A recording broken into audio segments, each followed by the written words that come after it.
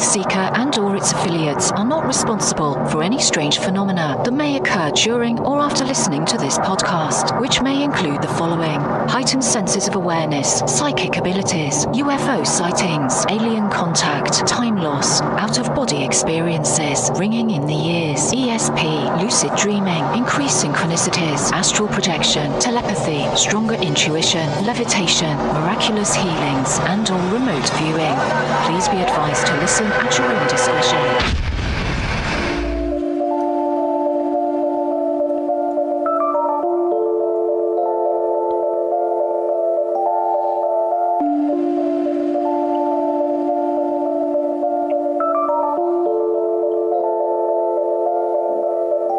Won't you come and take me away? I just wanna be with you.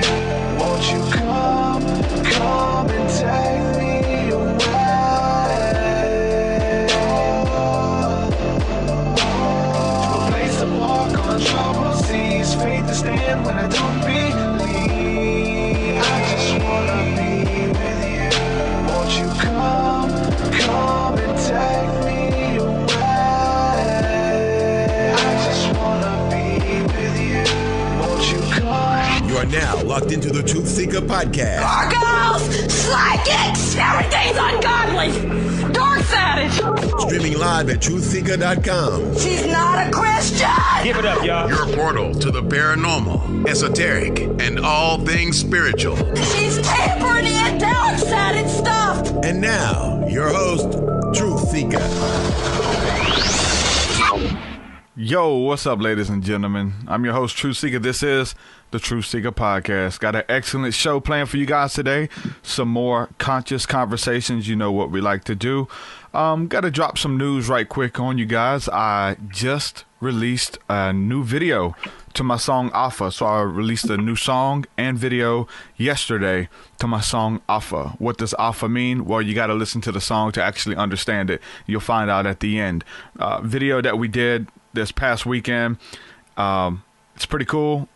I need to do a whole podcast probably breaking down those song lyrics and that video, because the video is pretty near and dear to my heart. Some of the scenes and some of the instances in there, I want to give a full probably episode on the song and the video, but a lot of that stuff is really near and dear to my heart. I pulled some of it out of my dreams some years ago and pulled it out of the dream, put it in a video. Others was like some theories and stuff that we used to talk about as kids. And I took that and put it in the video, and really cool stuff. So make sure you go to the website, TruthSeekah.com. It's on YouTube, all that good stuff. The new song Alpha is out to promote the new album, which is dropping April 20th. 420, the new album entitled Seer. The pre-order is available for that. It's going to be 12 unreleased tracks.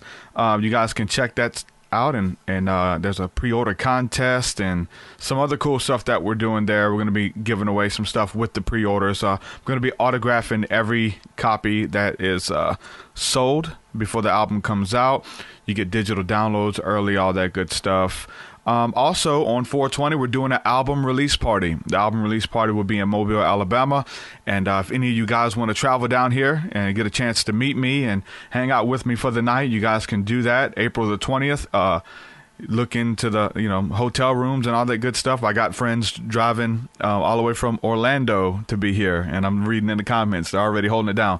Chris Bars, him and his family's coming from Orlando, driving 8 hours to be here for the concert. So looking forward to that. The concert is free, so if you pay for transportation to be here and get your hotel room, the concert is free. You don't even have to buy a ticket.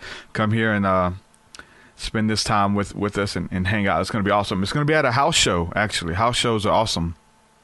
Used to play in a lot of hardcore metal bands, and we play huge auditoriums, and it was always fun. But it's different when you get to be in a house. If you got 70 people in an auditorium, they're all spaced out. There's room in between. People are walking around. Even though 70 people is a pretty good bit, in a big auditorium, it doesn't seem like a lot. But if you get 70 people in a house show, or in a coffee shop and everybody's shoulder to shoulder, man, it makes for the best concert. So it's going to be funny. It's been years since I did a house show. April the 20th. Make sure you guys check out all the info at TruthSeekah.com. I'd love to hang out with you guys. Speaking of the new album that's available, everybody who's supporting on Patreon, you guys already have the album.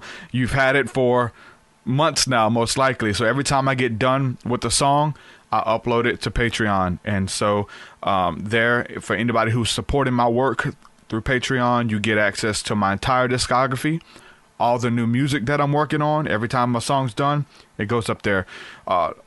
Unreleased podcast, all kind of cool stuff that we're putting up there with the community. At patreon.com/TruthSeekah. If you guys want to support, you can do so that way. That's the best way to support my work. Patreon, even if it's $1 a month. If you can commit to $1, I got 14,000 Facebook friends. If they could do $1 a month, would be way more than enough. We could do some awesome stuff, man. So I will say thank you to everybody who's supporting. One of the newest patrons, just I think yesterday or the day before, Casey Almaker. Thank you for coming on, Casey, and joining the squad there with us, joining the community. You get access to all kind of cool stuff. Casey Almaker, thank you for joining. Also, want to address this. I got some donations recently, some people who can't commit to a monthly fee or whatever, even $1 a month, $5 a month. Sometimes you're in places where that's a sacrifice, right? So I do get from time to time donations, and I want to say thank you to a couple people. I'm still in this weird in-between place right now. I'm transitioning from working a full-time job, having a consistent paycheck every week. That was a pretty good paycheck, to now I'm living off of donations, and I'm living off of the money that I make off of my music, which isn't a lot. It is an in-between place. It is a scary place. So I'm in a place where I'm having to not lean upon my own understanding and trust in faith that I'm here for a reason, and it's not to bag groceries or drive a truck, right? I understand that. So with that being said, there's this trust thing that goes on even for me, like all of the stuff that I'm sharing with you guys. I've been open about my experience, and so I have a family. I have to keep these lights on and stuff like that. The podcast is free to consume. It's not free to produce. So the donations and stuff like that, it goes a long way. Thank you guys from the bottom of my heart. With that being said, I want to say thank you to David Combs and his family. They've been listening for a long time, and he felt led to give a generous donation. Thank you so much, and it's coming at a time where it's very much needed. And so thank you so much, David Combs and your family, Stephen Dickman as well, and Tyler Hunt. Thank you guys for your donations this past couple of days. It's gone a long way. Every little bit counts. Thank you guys so much. With that being said, that's what I do. That's all the promo stuff I got for you guys. New album, new video. I got an awesome show planned for you guys today. I'm going to be speaking with Dorian, a.k.a. Realm Renegade. What's going on, my brother? Welcome to the podcast. What's going on, Truth? Yo, Hey. Thanks for having me. Thanks for being here, bro. Yes, sir. Yes, sir. Excited to be on here. This is actually my first official type of podcast that I'm on, which is tight. I've kind of kept my voice silent in regards to the internet or the digital dimension for quite some time. I've been out here in the physical and the third, always trying to spread truth and knowledge, expand consciousness. Always been out here in the third, but I figured, now's the time, since we're in a consciousness shift, big time consciousness shift. And I know that there's many that feel it, many that are waking up to it as well. And it's time, to provide some keys as well. Each time, each one of us who's, awakened or waking up to the things that are really going on, and the veils being dropped, and, your consciousness being aligned with higher frequencies or higher dimensions to allow you to see other realms and higher realms. Once you start waking up to these types of things and you start talking about them, it provides a key, and it provides a key to the collective consciousness. And I appreciate you having me here on the show to provide one of these keys, so that we can all, as a collective, find out what's really going on and change this planet, or raise the vibration, raise the frequency of our consciousness and of this planet, so we can do the things that we can do, the abilities that we have. But, we've been suppressed for quite some time. So I appreciate you having me on the show once again, brother. Thank you. Yeah, brother. Bless, man. that's what this show's about. And you've embodied the platform. It's just essentially, I have something. This is my story. Whatever it means to you, you know what I'm saying? Whatever you can take from it, do it. I've done that with my story and all the guests that I have on here, and it's helping people. It's resonating with people, man. So thanks for coming on. When we're talking about spiritual awakening, there's a lot that we can talk about, and we were just, I mean, you know what I'm saying? We were just going off before we went live. I was like, let me go ahead and click this live button because there's so much to talk about. But instead of jumping into it, let's get into what got you into spirituality, your spiritual awakening. Let's talk about some of those first things that were kind of clicking for you, man. Definitely. And, you know, that's a great question to kind of ask, and a great topic to jump on, and also a very broad and huge topic to jump on as well that can go many different directions. However, spirituality for me started at a very young age. It's something that, for my experience, has been something that may be different than a lot of people, mainly because of this right here, this mark on my forehead. You feel me? Mm-hmm. Born with it, which led my experience, shaped my experience to be a little different. From the time that I can remember, that I can look back, which I can go back to the time I was 2 years old. That's as far back as I can go. I can account experiences from the time that I was 2 on up. Mm-hmm. And when I say that I can account for them, I mean vividly. I can put myself back there. Now, ever since I was very young, this mark right here has brought a lot of attention to my experience. It's brought a lot of attention, but it's also expelled or rejected a lot of people as well, opposed a lot of people. Where I found spirituality is a long, different type of a path that went in a bunch of different areas to eventually bring me back to this, where I'm at now. However, just to give you maybe a long Cliff Note version, and you know, maybe you'll find some topics within there that you would want to jump on as well, because many different topics can be extrapolated on. However, long story short, my father died when I was 3 years old. He got murdered. And my mom was a junkie her whole life. So, you know, I ended up taking care of my brothers, my 3 younger brothers at the time, and my mother. There was a Kingdom Hall that was right next to us. So I grew up, plus my grandparents, I grew up a Jehovah's Witness. You feel me? So when I grew up in that particular faith, I tried to make that faith my own. I, you know, dug heavy into the Bible. Then, like I said, my mom was a junkie. She was an alcoholic. So I was 5, 6, 7 years old, still putting on a shirt and tie and getting my brothers dressed and going over to the Kingdom Hall or the church, you know, for worship. And I would get my brothers dressed like this 3 times a week. You know, so I always had a pull to something bigger. However, I always had questions. Even when I was a young boy, I had questions in regards to some of the things that I was learning. Some of the things just didn't make common sense to me that I was learning. But I still try to make it my own.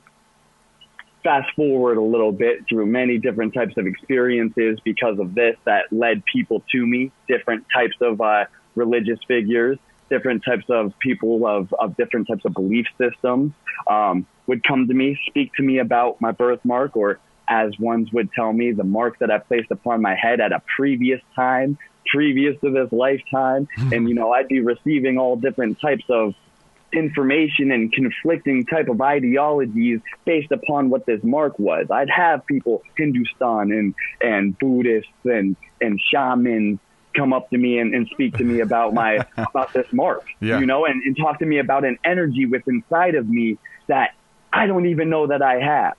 And I'd have these types of experiences. Mind you, imagine being 6, 7, 8, 9 years old, a little child, and having these types of experiences while you're still trying to think that you're doing the right thing, going and, you know, following that particular type of religious path and everything like that.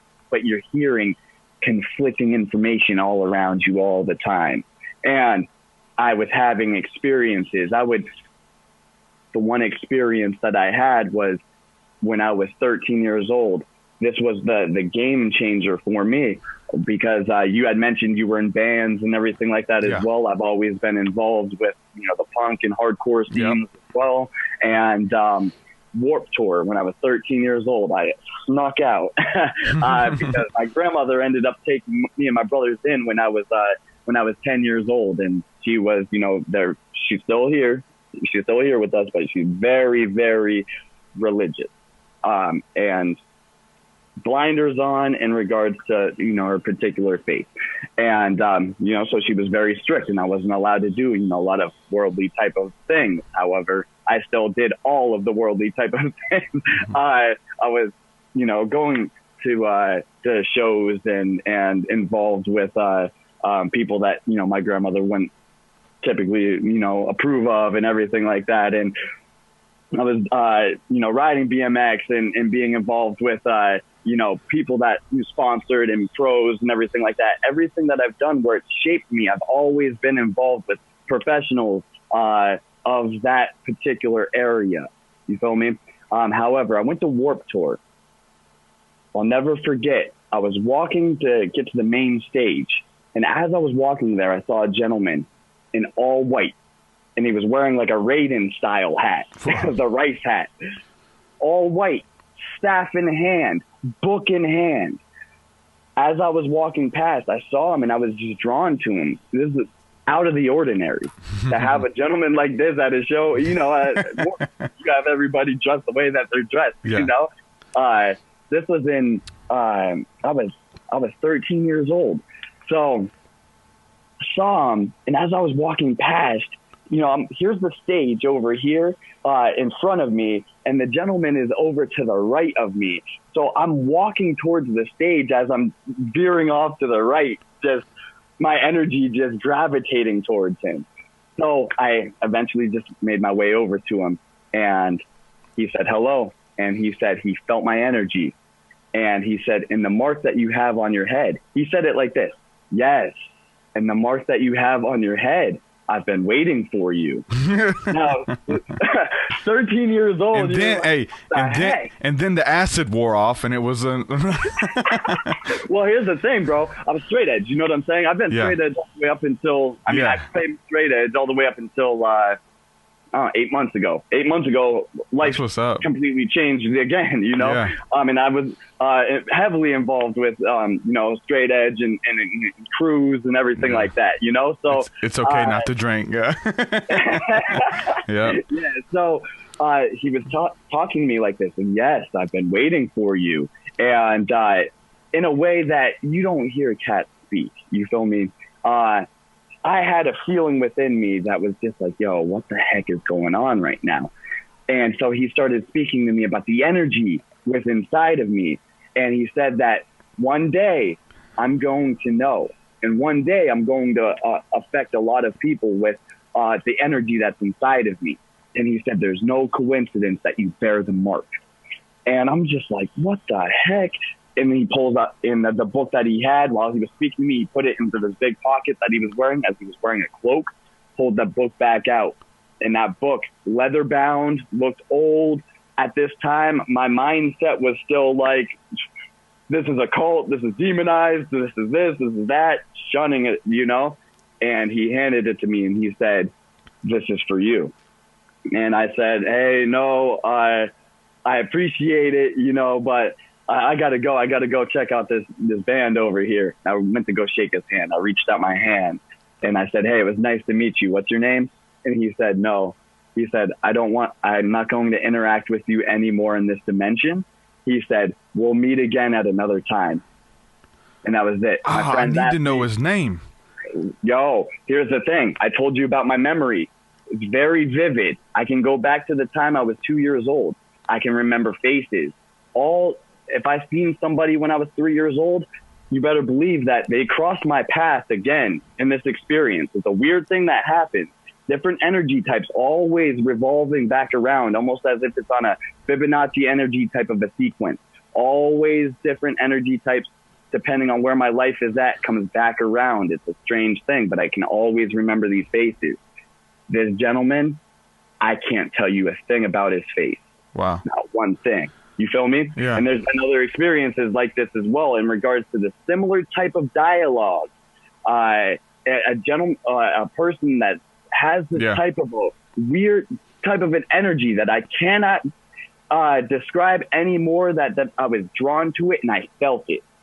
And it was a peculiar type of an interaction. Yeah. I've had it multiple times throughout my life, and I can't remember the face.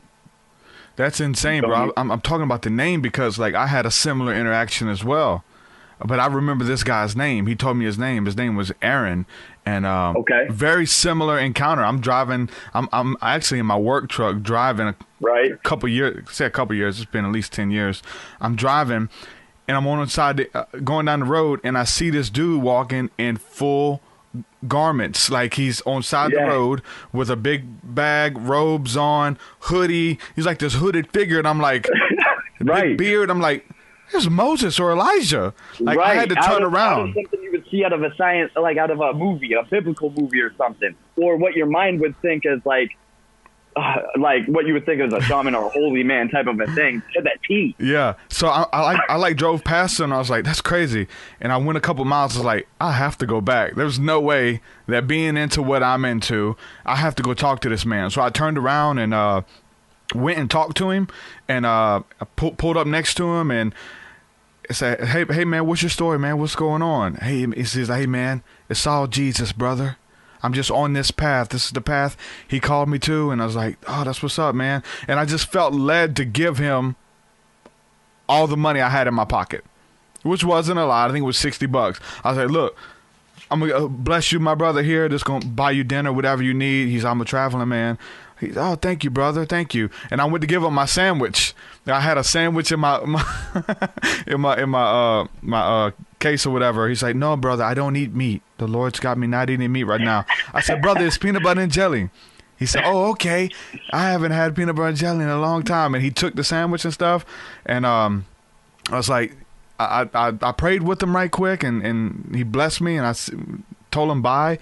And I left, and I'm like, can't quit thinking about this dude. And I was like, man, I wish, like, I'm on the clock. I have a route to run and stuff, and I can't just go back. So I'm telling everybody about him the next day. Oh, I met this dude. He was in all white, and he's an old man. It might have been somebody out the Bible, bro. I don't know. And I'm just telling everybody. And then we go out to do ministry. The day after that, we was going to go set up in the projects and bring our sound system and stuff and just start doing our music and preaching and stuff. And we go out there. I'm telling it, we got this huge van, and we stop at the gas station. I'm telling everybody, we're filming it. We got this on camera. We're filming it. We walk inside to pay for the gas. Walking out holding a cup of coffee. It's the same dude. There he is. That's how it goes. Hey, brother. I said, hey, this is the guy. It was in a totally different city, actually. I seen him in a different city. And I gave him a big hug and said, hey, this is the guy I was telling you all about. And told him what we were doing. I was like, we're going to do ministry in the ghetto, man. You want to come? He's like, sure, bro. And he got in with us, and everybody's just like weirded out. This prophet guy, big beard. I took him anyway. We went and we did ministry all day, hung out, did music, loved on people, gave out Bibles and stuff. And then he came back and we went to eat with us, and I let him come stay with me. My wife and daughter was out of town. I was just being the guys for the weekend. I said, hey, come stay with us. So he come and stayed with us. We watched the Spirit World documentary, which is an amazing documentary. You're talking about a spiritual awakening. Definitely watch Spirit World by Chris Everett. We watched that and fellowship with this dude, and man, it was just this otherworldly encounter hanging with this guy. Right. You know what I'm saying? And it's and you can feel it, right? We gave him a CD. Something different. You can feel it. We gave him a CD. 6 months later, we're doing a show out of town. We get a phone call. Somebody's crying. Hey, bro. Man, you guys, man, it's something about your music. I don't know what it is, man, but I just want to thank you guys for your music. God bless you. Your music changed my life. I don't even know who it is. He said, man, there was this traveling man named Aaron. He gave me your CD, and it changed my life. I was like, oh, my God.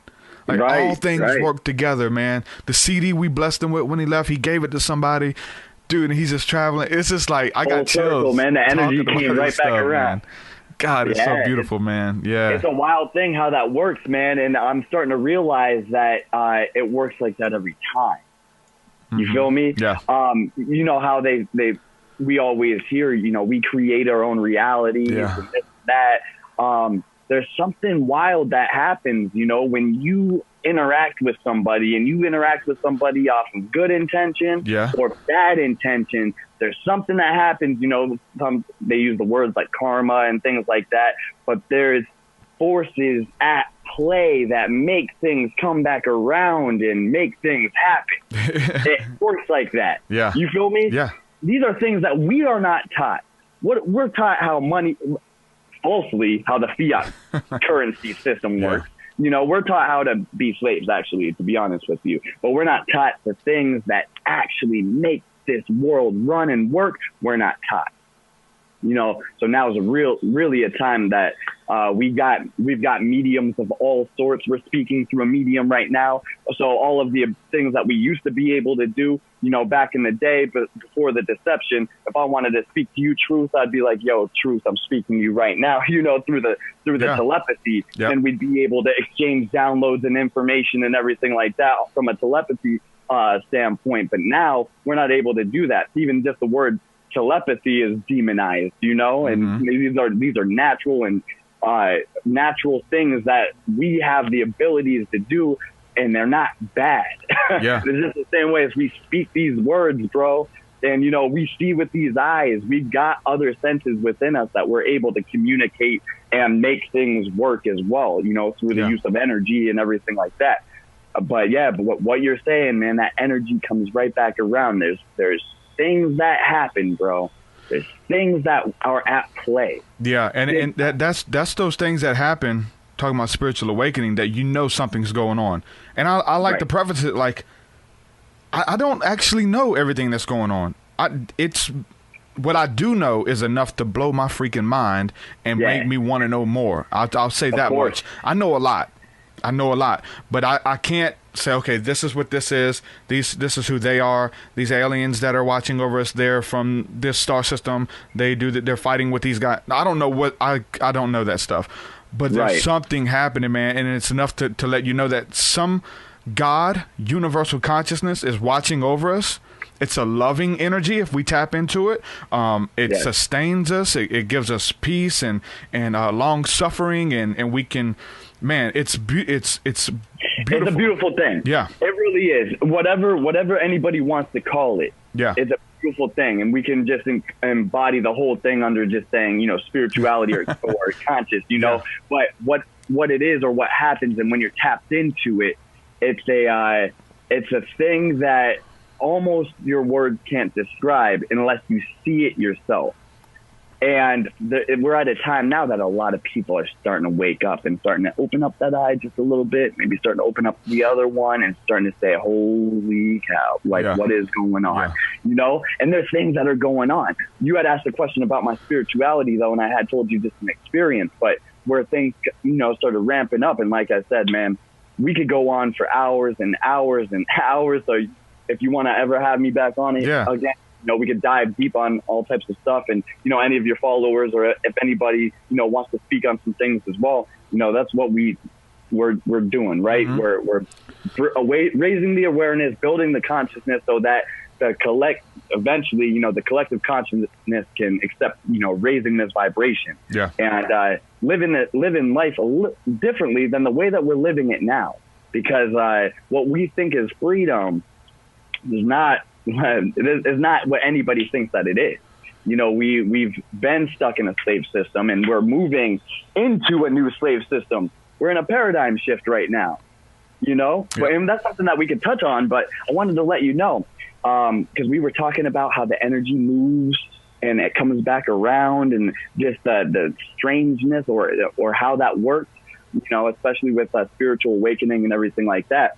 When I was 15 years old, and this is kind of where things even still just swam my life through, put me in positions and places that are mind-blowing. When I was 15, my grandmother remarried. And when she remarried a person that was finally good. So good to our family, because from the time that I was 2 till I was 15, pretty much it was just me taking care of my brothers. Even though my grandmother took care of us, it was just us on our own. You know what I'm saying? And us trying to make it through, battling the legal system as far as them trying to put us into, foster care and all types of things, So, and then also going through a bunch of abuse and things like that through my childhood. Finally, when I was 15, things were at a, yes, this is a little, take a deep breath. Like, finally, things might be able to be relaxed a little bit. Well, the person that my grandmother remarried, his father was Admiral of the United States, of the Navy. You know what I'm saying? Third chain in command. He's in the history books, everything like that. Big time. So saved his crew in Pearl Harbor, saved the St. Louis and everything like that. Did stuff big time with Vietnam, how he backed out of Vietnam. He's in the history books and everything. However, we'd go over there for family dinner on Sundays. And when we'd go over there, family dinners would be long. They'd be 4 or 5 hours long. And it would be him speaking. When he'd speak, everyone would be like, silence, the Admiral speaks. And the dinner table, 25 seats long, with two maids serving food. This is not normal. In a humongous mansion on an estate that, property of 150 acres, with a big, huge mansion that they call Appledore, because in England they were part of a big mages guild that they have. So, and the whole land there was water witched. And so I would learn the history of this land, the land that even this house was on, and why they were calling it Appledore. But I would speak to my, I would call my Opa, because it's German for grandfather. So I would speak to my Opa, and I would listen intently to the things that he was saying. And he would talk about, Pearl Harbor, and he would talk about these types of things. And he had pictures and artifacts of that time and everything like that, and would tell me what really went down. He would tell me some things that really went down. And, he's high level. Not only that, but say the property is 150 acres. The next adjacent property to that was, what type of names are we allowed to drop on the show without getting in trouble? I'm not going to say anything incriminating. Okay. Yeah. So across the street, or a part of the adjacent to the property, was Governor Tom Ridge. Governor Tom Ridge is the one who created the Department of Homeland Security after 9/11 went down. You feel me? George Bush's right-hand man. Across the street, that's where I lived. I lived across the street from this homie. So during the time, 9/11 happened when I was 16, but during that time, and the news would be talking about things and everything, they would talk about Governor Tom Ridge being with George Bush here and this and that. I would know when they were lying, because a Secret Service van would be 2 buildings down from where I lived, which was a shoddy paint store in a residential area. Doesn't belong. But, Secret Service van, watching his house. I would know when he was home because of the specific type of vehicles that would be around. And so I started noticing that, hey, the news is lying. The things that they're talking about, very simple lies, but they're lying. The things that I'm hearing from my great-grandfather or my Opa is contradictory to what I'm learning in school and social studies. So I started piecing all these things together. And I started seeing a lot of things firsthand, because the people that were involved with my great-grandfather of higher caliber, I started being associated with. You feel me? And ones of different societies. And so I started having my eye open to some things that people wouldn't normally see. And when I'm talking about secret societies, I'm talking, Freemasonry and everything like that. I started seeing things. Typically, somebody gets involved with Freemasonry, they're getting involved with like a traveler or, somebody who they know. Who gets them in, gets them to know, introduce the people, and kind of go through the degrees and indoctrinations and everything like that. I'm dealing with people who were already at the higher levels, the higher degrees. I'm seeing things that typically people wouldn't normally see. So my eyes started becoming way open to these types of things. And not only were they open to those types of things, but I was trying to learn understand spirituality and understand the Bible. So I'm starting to get research or information in regards to things that are going on in the world that are completely different than anything I'm learning. And then, I'm growing up a Jehovah's Witness, but I'm getting all different types of information from other areas. So I'm like, what the heck? I need to figure this all out. So from the time I was 16, 17, and then towards the end of being 17 to 18, that's when I was just for a good 2 years, just really trying to hone everything in. I put 5 different Bibles in front of me. King James Version, New International Version, you know what I'm saying? Yeah. The King James, I put the Sun in front of me. Yeah, the Edamon. I put the Catholic Encyclopedia in front of me, and a Wikipedia for any words I didn't understand or know. Yep. And I started to go to work. You feel me? Page one. Read. You know what I'm saying? Devoted every freaking night, 2 hours, 3 hours a night, just into the book, into the work, really trying to figure this out. And when you start doing that, you start to learn that, hey, they're all pretty similar. You know what I'm saying? Different words might be sprinkled here and there, but they're all pretty similar. Words that we use don't mean what we say. You feel me? Yeah. I started realizing, dang, you know what? The words, and I started going into the Edamon. You start going into the Edamon and start realizing the words that we speak, what they really mean. When you start to understand that, then the book that we're reading or that we're living our life by starts to change. That's good. Yeah. You feel me? Yeah. So I started doing all of that until finally I said, I'm done.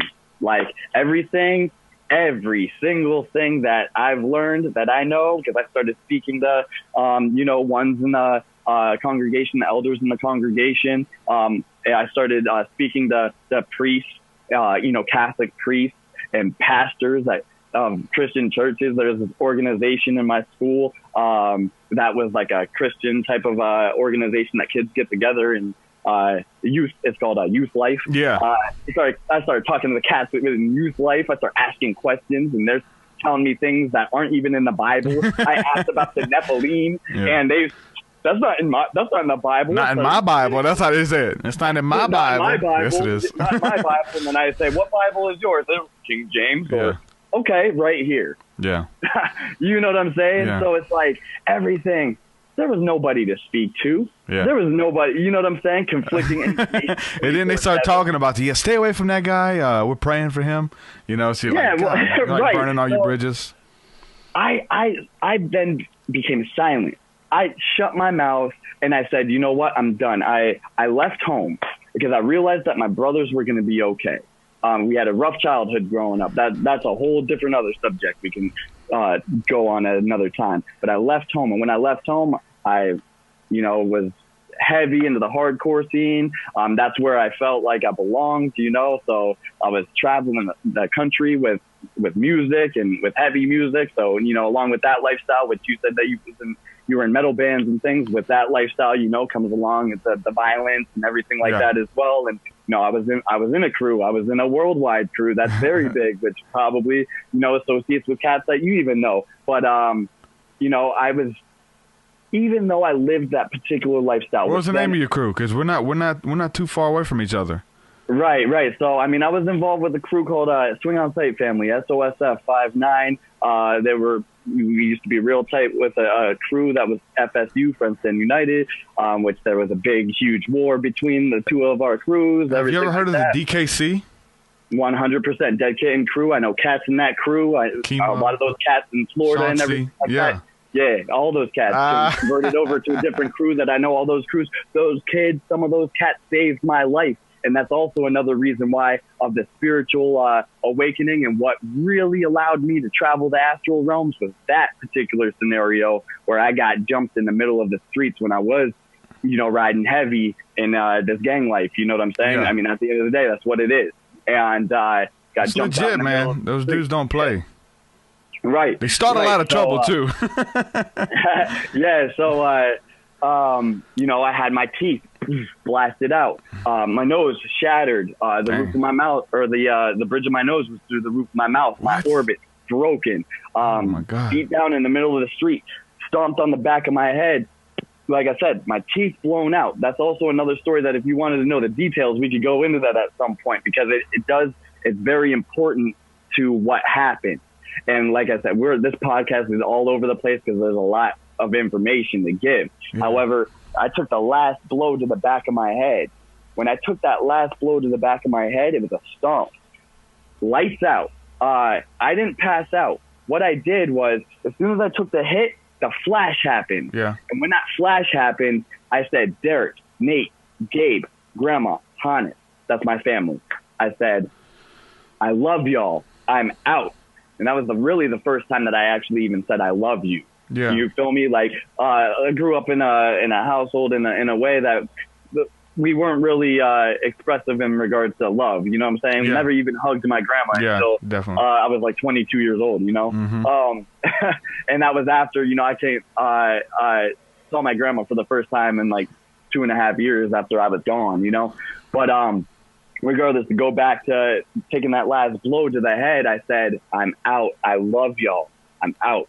I thought I was done. You feel me? Immediately when I said that, I could, from the point of me being 2 years old, all the way back from that moment, all the way forward to that very moment of me taking that blow to my head, I lived my life all over again. 100% all over again. So I was 27 years old at that time. So 27 years relived. You feel me? Some people don't understand the weight of what I'm saying there. The hundredth of a second of taking the blow to my head, I lived 27 years all over again. A full 27 years. And then at that point, I saw myself on the ground. I saw everything happening from a high level view, as if I was an observer. You feel me? Yeah. I was an observer. I was not in my physical body, but my consciousness was observing what was going on. It's a wild thing. Now, when that happened, I remember 100%. I said, you know what? Dang, that's messed up. Like, dang, that's messed up. Just getting beat down in the middle of the street like this, and I didn't even have a chance to defend myself. That's messed up. I don't want to go out like that. And bam, next thing I know, I'm getting picked up. I got picked up from a few Dead Kitten crew cats. Well, they were in DKC then because they had patched over into a different club. Yeah. So picked me up, scooped me up. And at that time, then a lot of chaos in the middle of the street. Okay. Police came, everything like that. Long story short, that was the first time that I can recall ever exiting my body in that way. All right. Now, a year and a half ago, I was in Las Vegas, and this was when I was still involved with the crew as well, because I left the crew about a year ago, and it's also the time that I left a whole bunch of other things. But I left the crew about a year ago. But a year and a half ago, I was in Vegas. Similar thing happened. I took a blow to my face, which gave me a floating facial fracture. That's where I had to break from ear all the way across the ear. God. It broke because where I got hit, it broke my nose. The bridge went through my roof. Was in another fight? Yeah, this is another scenario, another circumstance. Crew related, obviously. Yeah. But that broke my face. When that happened, as soon as I took the hit, happened again. Bam. High level view. I was the observer. Saw myself on the ground. And I said, all right, I remember this. Mm-hmm. I remember being here. I remember this feeling. I remember my consciousness at this particular frequency. You got a frame of reference now. That's right. So from there I said, okay, I remember being here. What can I do here? Let me look around a little bit. So I started, what I felt like was looking around. And what I started looking around at was, here was my, everything here, the building that I was in, me on the ground, face broken. And and it's almost as if time stood still and I was outer body, and I said, okay, what can I do from here? I looked behind me as if I was going to look over my shoulder, and I was in literally an area of nothingness. It was complete darkness, as if you closed your eyes and your imagination was not going, and it was just dark. And I was still conscious, though. So I said, okay, I'm in an area of nothingness, but yet it felt like everything, if that makes sense. That was an area of nothing, but it felt like everything. Mm-hmm. And from there, I said, what can I do? I rose my hand up. Well, at that time, I thought, okay, I'm going to raise my hand up, but it was nothingness. I didn't even have a body there. But as soon as I said, I'm going to raise my hand up, my hand rose up. And as I did that, literally a building rose up from nothingness, rose up. And then I swiped my hand. This was like on some Mickey Mouse and Fantasia type of stuff. Swiped my hand, and then as if a veil had dropped, and then it's like I created a whole city. So from there, I said, I can do whatever I want. And I started just building, making a city, making a lake, like literally doing whatever my imagination wanted to create was being created. What seems like I was there maybe 2 years of what I was able to accomplish and what I was actually starting to formulate in my mind. What seemed like a couple of years, I said, oh, I need to get back. I got scared. And so I went back, and then I got picked up again. My one brother in the crew at the time, picked me up and was like, dude, oh my God, are you all right? This and that. My teeth were blown out and everything like that. And, long story short, that was the second time that happened. So from there, and we're getting on an astral projection then, because from there, that's when literally for a good 4 months, all that I would do every single day was I would get in when I would meditate, because I really started getting into spirituality, even though I've always been and known spirituality and everything like that. I really started getting into deep meditation. I started getting into listening to binaural beats. I stopped listening to music, the type of music that I was always listening to. Yeah. Well, even the hip hop and everything like that. Yeah. Everything that I was into, I stopped, just because I felt like, okay, all of this music that I'm listening to, what's it doing for me? It's entertainment. Yeah. But what's it doing for me and my consciousness? And I said, it's not doing much right now. So I stopped and I started meditating and started getting to myself, because I wanted to go back to where I had projected to. So in meditation, I would always think about it. I would be trying a bunch of different meditation techniques, trying to clear my mind, just like you would hear when in these meditation techniques, or think about some different things and this and that. None of these things were working for me. Too much noise, too much chaos going on in my mind. Now, we talked about the mark that I have on my forehead. There's another thing that I was born with, and that is I have a ringing in my ears that never stops. Never. I've been to the doctor about it. Went through sleep studies in regards to a few of these types of things as well. That inner ear type of high frequency pitch that I have has never stopped. When I would get into states of meditation, I would be able to clear out a bunch of noise, but I would never be able to clear out that high pitch. Yeah. So it would never allow me to go into a full state of meditation, because that was always becoming a nuisance or annoying to me, hearing that ringing. I've become really good at just putting it in the background and amplifying everything else. Yeah. So in meditation, except when you're quiet and it just takes over and it gets crazy loud. Yeah, it's weird. I have it too. Yeah. It's the equivalent of like if you're a video game player playing like Call of Duty or something like that. You throw a flashbang, and bam, that high pitch frequency. That's what I have, and it never stops. So in meditation, it came to me, the voice that you hear in your head, it said, you're always trying to tune this sound out. Why don't you tune it in?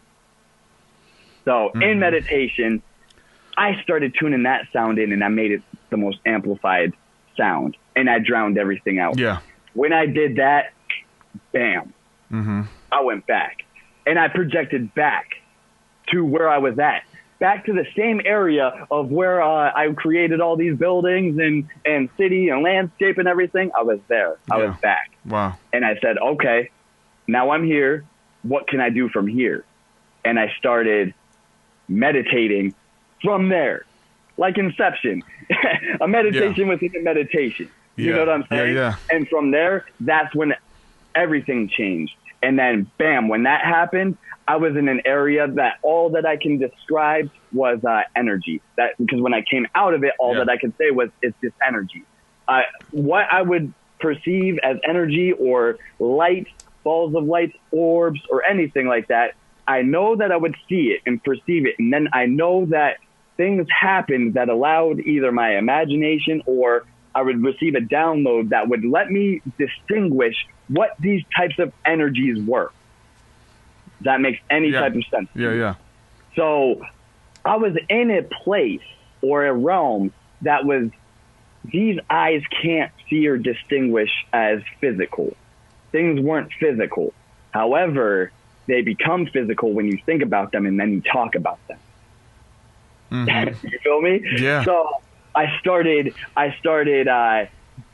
in this realm, I started receiving mass amounts of information. And when I say mass amounts of information, the only way that I could describe it is as downloads. I would receive mass amounts of downloads. And there was others there. There was other energies there that were doing the same thing. Now, I came back, and when I came back, bro, they talk about the Kundalini rising or all these spiritual awakenings. Yeah. That was my true spiritual awakening at that point when I was able to take myself to there. Because when I came back, bro, I kid you not, I didn't eat. I didn't eat food physically. And if we can talk about numerology here, because I didn't eat food for 6 days. Yeah. For 6 days, I didn't eat. For 6 days, I didn't sleep. Bro, people would ask me, they're like, some people were like, hey, man, you're not looking too good. No, this is not drugs. This is no psilocybin. This was no DMT trip. This is nothing, bro. I know, right? You know what I'm saying? Yeah. This is not a straight meditation, and it just happened. Yeah. They talk about the third eye opening and everything like that, clairvoyancy, all the type of spiritual senses and those types of things. Yeah. I came out of it, and I kid you not, here in the third, these things became amplified. I'm talking telepathy. I'm talking ESP, extrasensory perception. These things became amplified. And when it happened, bro, I know things changed because I was walking past this store. There was a deck of tarot cards just out, just a deck. I walked past it, and mind you, even still to this point, this was a year ago. Up to that point, I still, even though how open my mind was from many different experiences that I've had throughout life, I still was like, you know what, tarot, occult, heck no. Yeah. I walked past the store, and I kid you not, the tarot spoke, bro. I looked at it, and the images just popping out at me. Yeah. You feel me? And I took a look at these images, and it was the Rider-Waite deck. And I said, I have to look at this thing. I was just drawn. Because of how I was seeing it. So I looked at it, and I opened it up. I would never even say the word tarot. I opened it up, and I started looking at it, and the images, it was just speaking. And I said, oh my God, these were images that I was seeing when I was in astral travel, you know? And when I'd go into meditation and things, these were things that would be popping out at me. They're coming from the cards. It was the Rider-Waite deck. And then, I started realizing, who created that deck and what a lot of those symbols were and everything like that. Yeah. It just started downloading to me, and I was understanding it.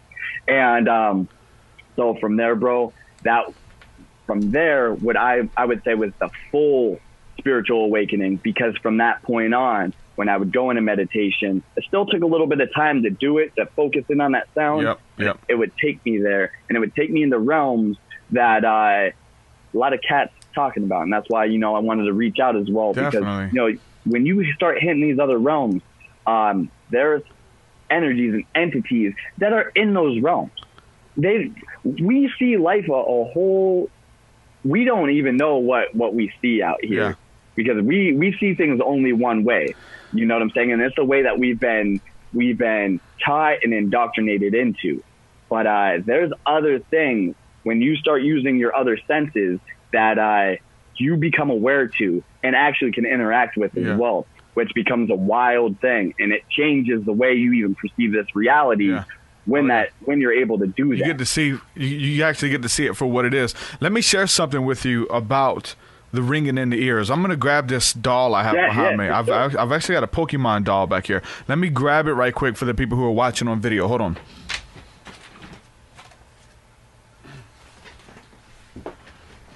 All right, so if you're watching this on video, if not, I'll post a picture. This is the Celebi Pokemon. And I got this thing. I'm not really big into Pokemon. I did enjoy the game with my family when it came out.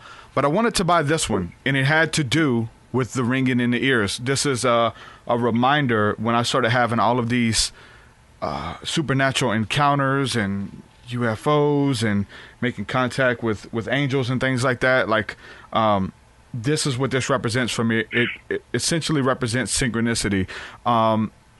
When I first was looking up information, I looked up David Wilcock's 2012 Enigma, which is huge when it comes to understanding spirituality and stuff.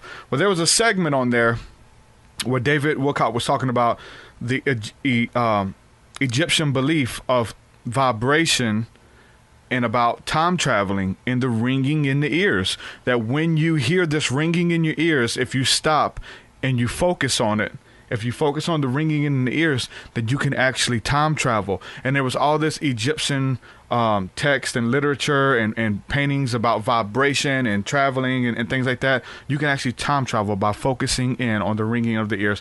2012 Enigmas, the documentary. I watched that. It blew my mind. That along with I'm gonna have to check that out. Yeah, I've never even heard of it before. That along with the Lost Children of Babylon music and everything was amazing. After I watched that, the next day I watched the Pokemon movie with my daughter. She was young. We lay down on the floor and we watched the Pokemon movie. There was a new Pokemon named Celebi, and this is the name of this Pokemon I'm holding. And so the bad guys were trying to capture Celebi because if they caught him, they can use him for power and stuff. So he was running from the bad guys, and well as some of the good guys were running with Celebi, and there was dogs, and they were trying to capture him. So they stop in the middle of the forest, and they're about to get captured. All of a sudden, he starts humming at this high-pitched frequency pitch, and it's ringing in their ears, and it's so loud, it's almost hurting them. And they said, if we focus in on the pitch, we can time travel back. And this was the next day. So they stopped and they focused in on the noise that Celebi was creating, and they time traveled back to another time with Celebi. And it's like, man, it's like whenever you're having those encounters and having all of the synchronicities and stuff of you say something and then it comes on the television, like right when you say it, or you hear a phrase that you start hearing it over and over and over that you never heard in your life. This was it for me, was the time traveling by focusing in on the ringing of your ears, because I've had the ringing in my ears ever since I was a kid. And you hear that it's a disorder and it's this and that, but it's true. When you're alone, when you get in states of meditation, you quiet out everything. That's why some people like to listen to guided meditation. I just like to listen. I like to empty out everything and then focus in on the ringing, because I can't put my finger on exactly what's happening, but you're talking about receiving downloads. You're talking about information and past lives and all of this info that's coming. It's slippery. It's hard to get it because it comes so fast. And you have to learn. You have to get in those realms and kind of move around. But something happens when you focus in on the ringing in your ears during meditation. And so that's why I got this Pokemon. I bought this doll because it essentially embodies my spiritual awakening and the magic that's real. You know what I'm saying? That something lined that up. I call it God. You call it whatever you want. Consciousness, the universe, something lined it up. It's interactive. It knows me. It cares about me. It knows my thoughts. And it's deep, man. So this is the Celebi doll. But it's deep, man. There's a bunch of stuff on it. David Wilcock, 2012 Enigma.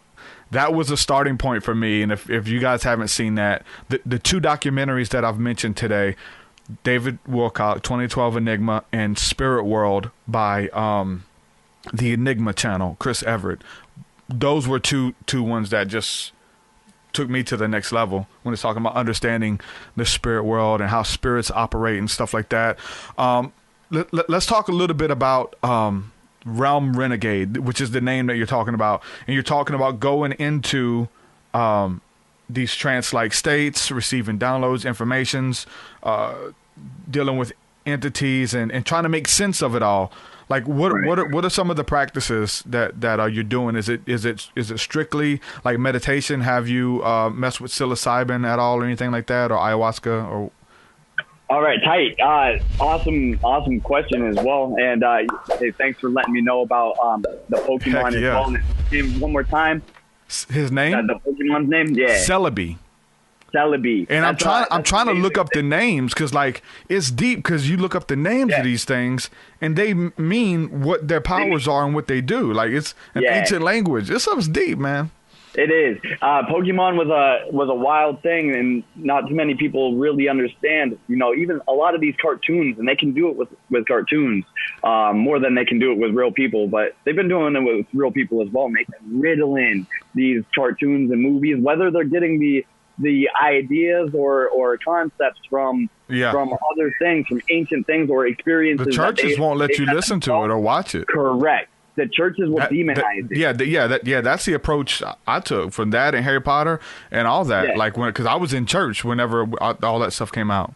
Right. And we might be, around similar type of age as well.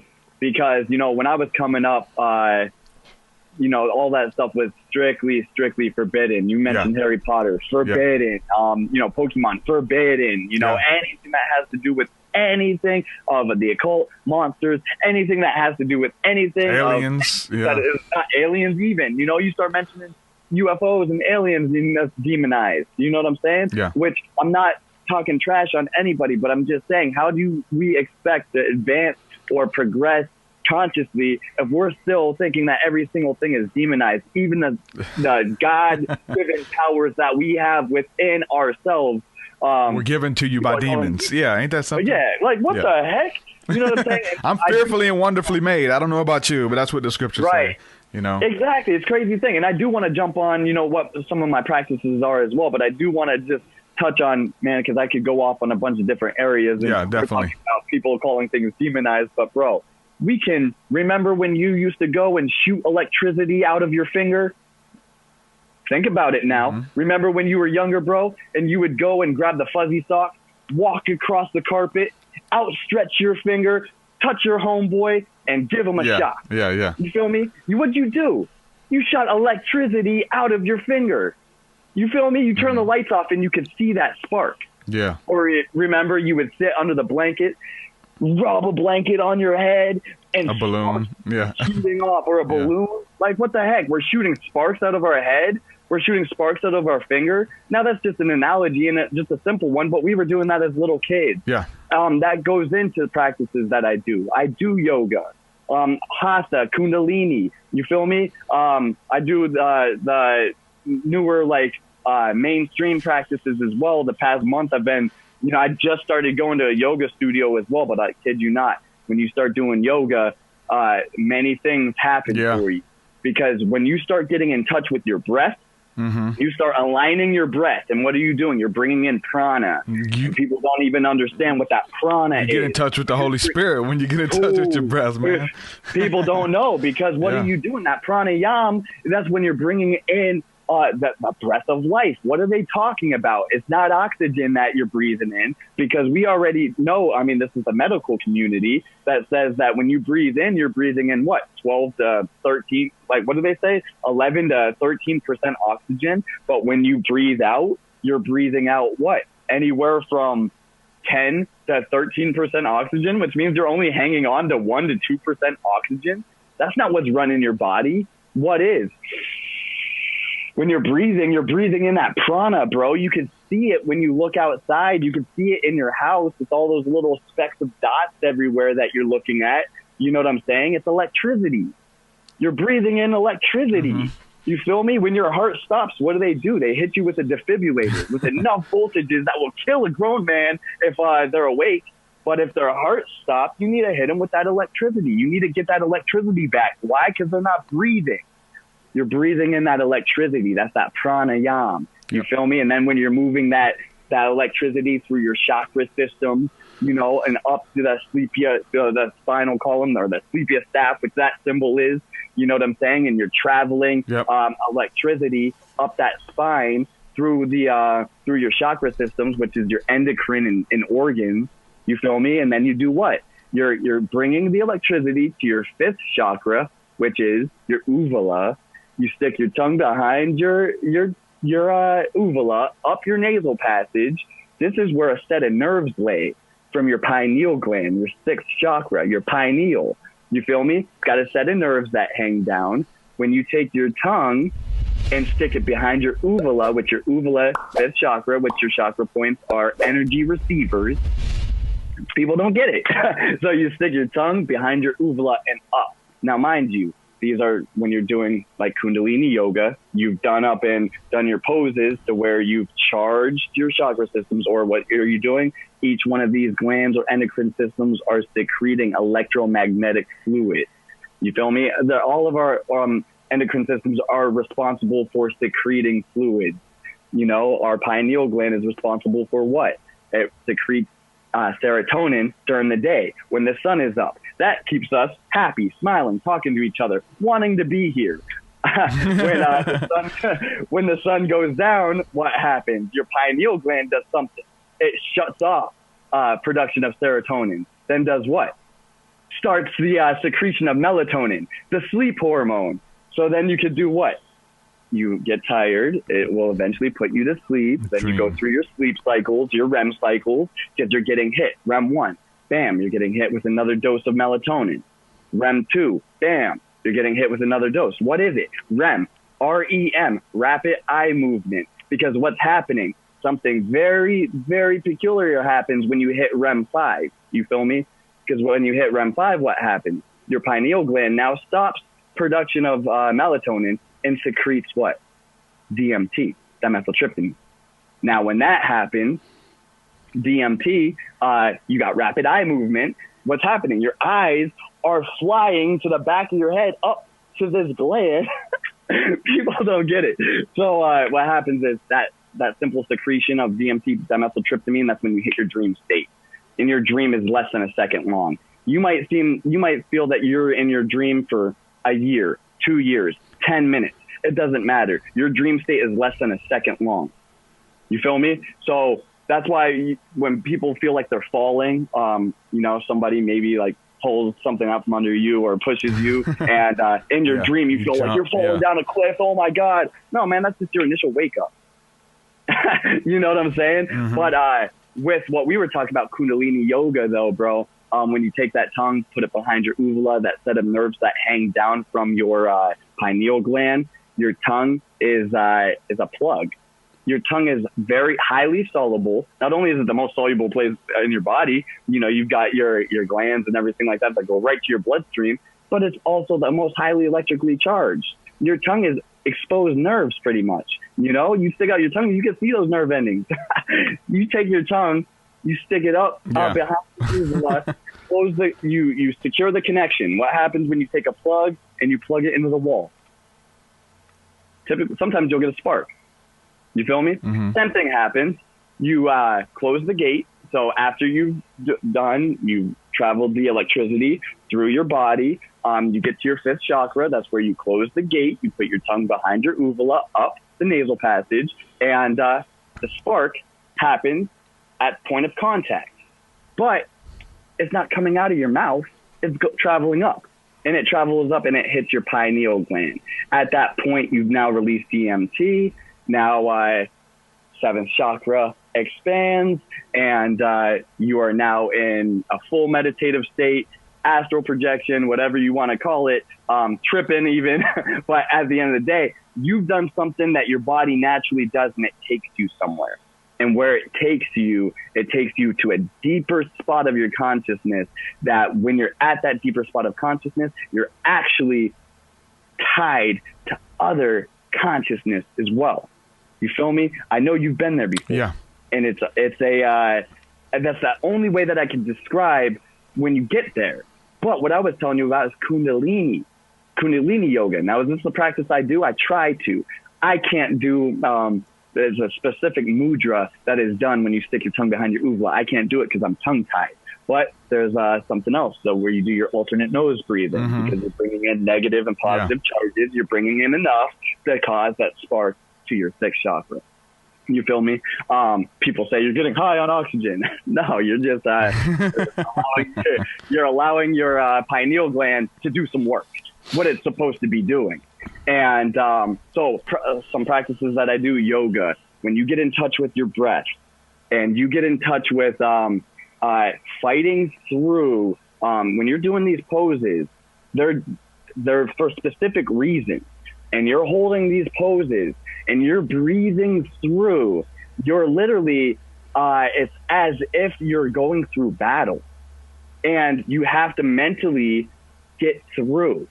And when you get through and you can accept it and you can let go, you're letting go of your physical and you're just allowing it just to be mental now. And when you're in touch with that breath and you're going within, you're allowing yourself to travel at that point. When you shut it off and just let it go, you travel. And when you travel, people travel to a bunch of different places. But the thing that's profound is when people start traveling to the same places and start talking about the same thing. Yeah. Then things get interesting. Yeah. You feel me? Yeah, when the lines start to blur, man. And you know what? It's kind of funny talking about that because, like, when we're talking about technology mimicking the spirituality and like the spiritual practices. What we can do. I remember when I found out about that just in my study, I kind of got mad. It's like, you know what? Facebook is mimicking, the web of consciousness that we're already connected.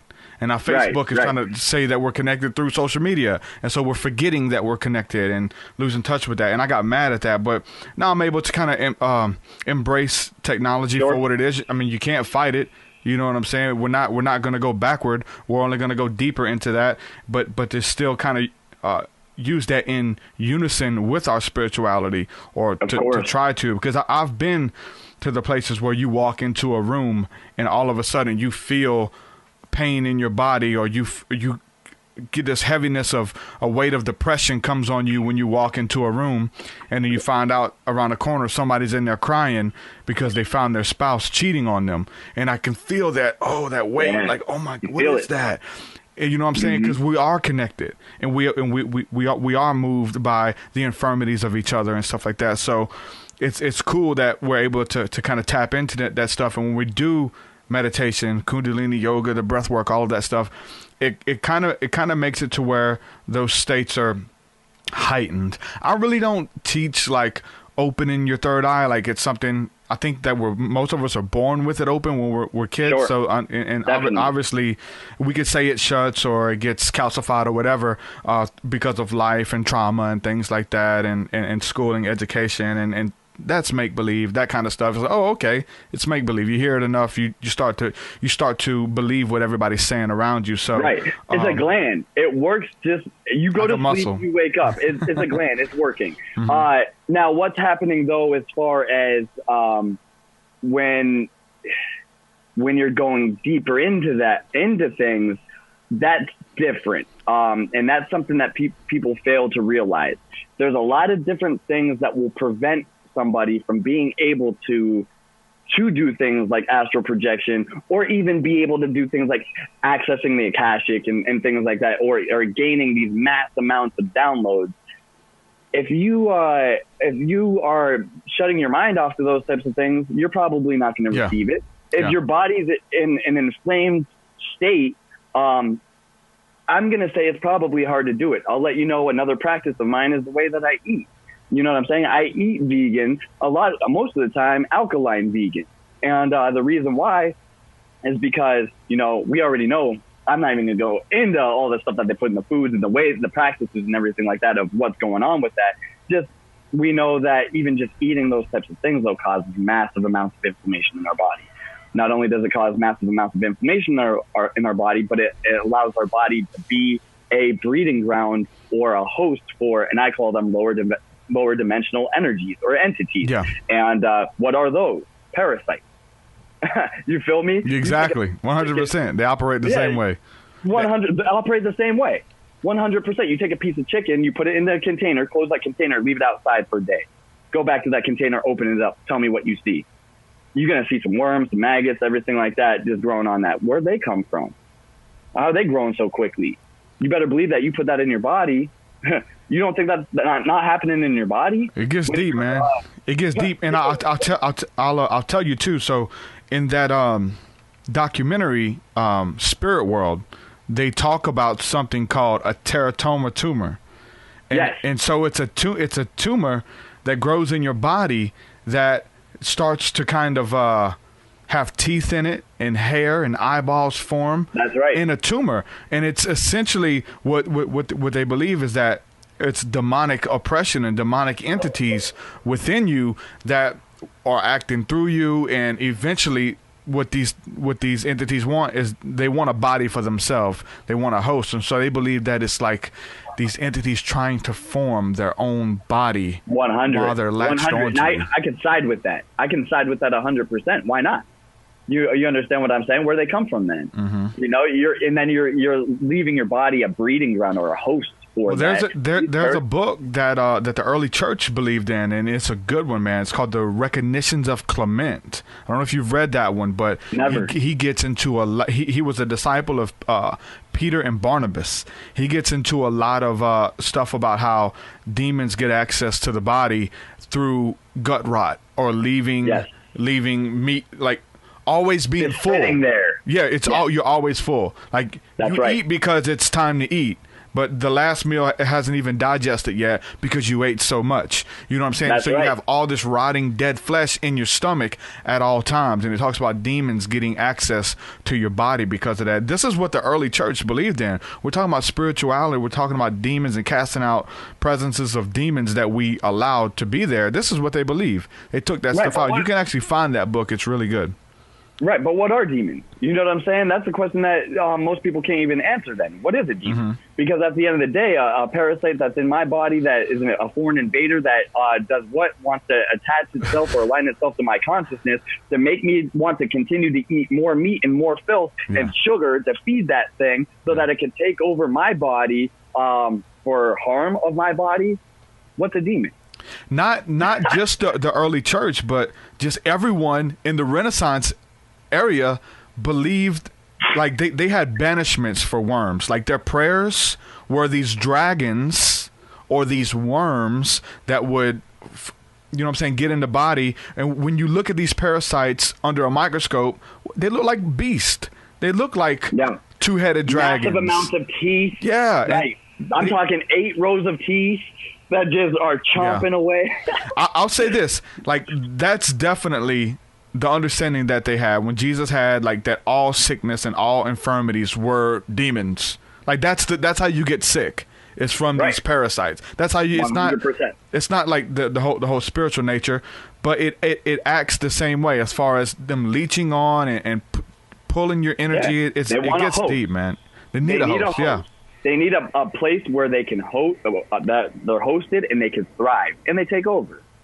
And it's not for anything good. Mm-hmm. You know what I'm saying? So what's a demon?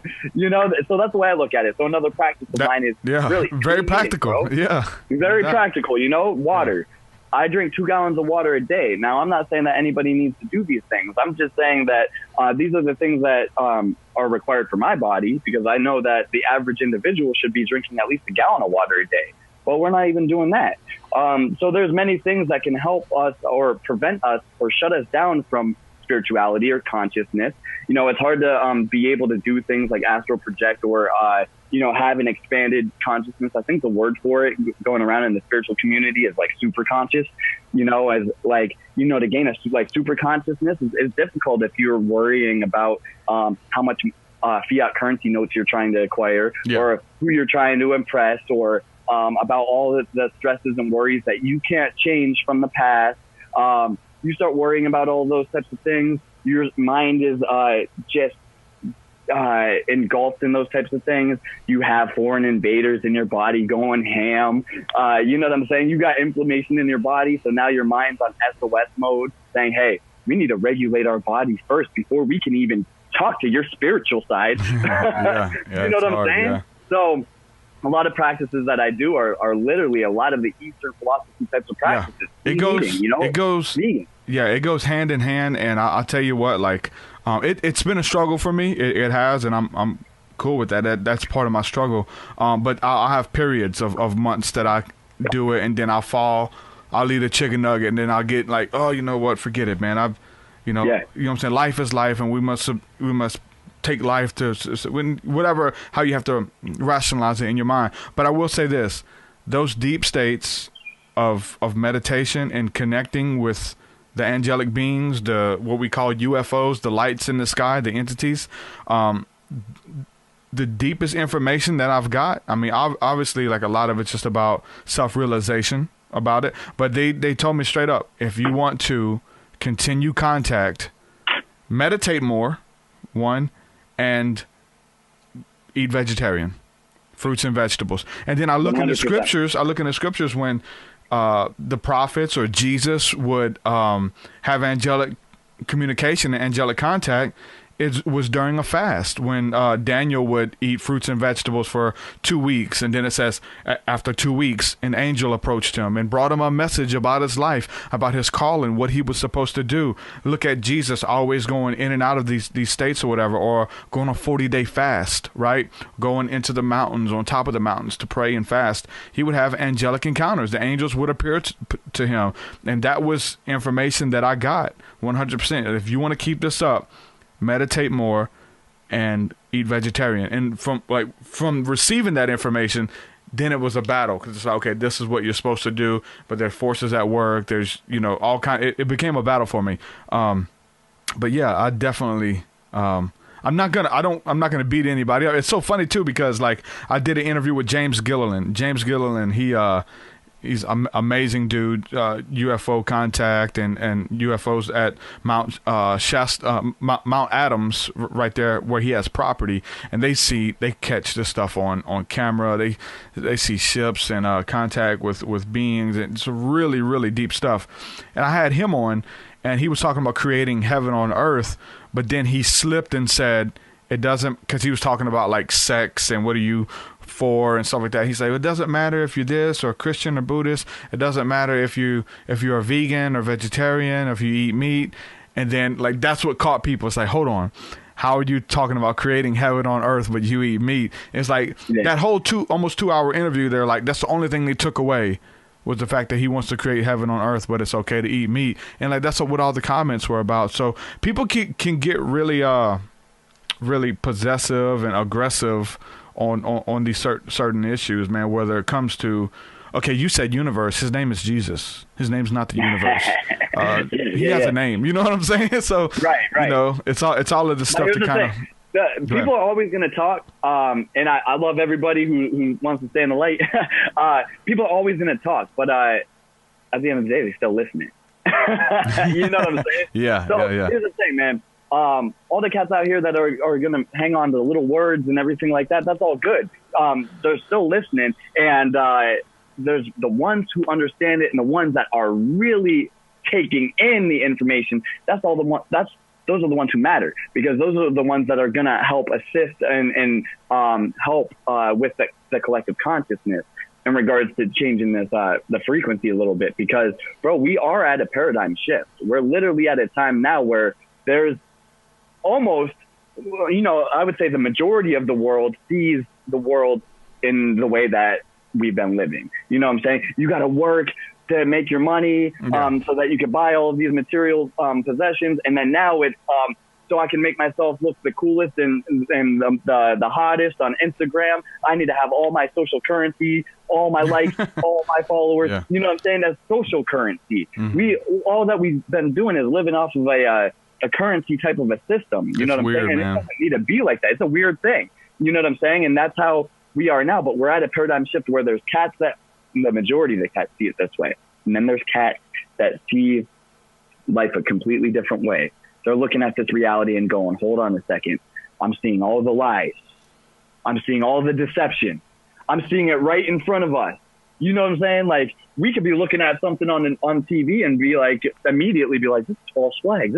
I've seen this person doing an interview for this crisis across the country. You know what I'm saying? And like, these things will pop out at us like this, like super quickly. And then there's other people, the majority, going, oh no, this is the most horrible thing ever. Take the guns, do this, do that. You know what I'm saying? We will be faithful slaves. You know what I'm saying? Yeah. We will just continue to be slaves for this monetary, magic system. Like, and we are living in a system that's built and based upon dark, occult, ritualistic magic. 100%. That's it. You know what I'm saying? And there's people that, we're at a consciousness shift now where literally people are waking up and going, no, we can actually live life a different way. Yeah. Things can be different. We're literally being ran by not 1%, 0.001% is what we're being led by, Yep. And everyone else is just giving into it, which is a wild thing. But right now we're at a weird time of this consciousness shift where things are changing. Yeah. Bro, mad activities in the sky. We're being told so many lies now. So many. And now they're starting to come out, but like, oh, this is what it is. We'll let Tom DeLonge tell you what it is. Yeah. You guys trust him, right? He plays in Blink 182, and he's like, right. He's just a total shill now. Right. And most people, you'll see it too. A lot of these celebrities, because I think it's the new tactic now. Yeah. Is taking celebrities and having these celebrities talk as if they're on some higher consciousness type of a thing now. It's becoming more Jim Carrey. Yeah, exactly. But some cats are talking some real things, and then you could tell some cats are playing. And you could definitely see, what's happening. And that's, another thing that happens with me is when I go into astral projection and things like that, bro, I receive. And it sounds wild to hear people talk like this, but I do receive prophecy. Yeah. And what I receive, I've been receiving it. I've been receiving it for years, and the things continue to happen. I see things in the tech world and movements in the tech world that most people don't see and most people don't even understand. You know what I'm saying? I worked for Apple for 6 years. Not that you look at me, I worked for Apple. No, I'm not saying that. It's just saying I understand tech. But me working with Apple was just another avenue that put me into positions and put me around people that typically other people wouldn't have interaction with. You feel me? I've been to Cupertino. I've been around the super minds. You know what I'm saying? I've interacted with the super minds. Not only I may look a certain type of a way, but I can speak and articulate and be around the intelligence and understand what they're talking about. Yeah. Not only understand what they're talking about, but interject and at least sound like I'm intelligent enough to hang. And not only can I hang, but it ends up them, people asking me questions. Yeah. You know what I'm saying? Mm-hmm. So it took me a long time to finally go, okay, you know what? Some of this stuff is actually happening. Sometimes I'm receiving information and downloads that I haven't done research on before. That's a deep thing. That started happening to me, even from a Christian standpoint, when I started having this awakening, was like, you had all this inward knowing, and it's like, you know what? Like, when it started happening, you're being open to it. Then I started reading the Bible. Not just me. I had friends. It happened to me first, then my friends started bearing witness with it. But stuff about psychic abilities and UFOs and love and just the nature of life. And then you start reading it in the Bible. Like, man, inwardly, I knew it was in there, but I have never found it. And the Bible is just an example for us or whatever. But it was just awesome knowing something, but you don't know how to articulate it or how to prove it. Okay, here it is.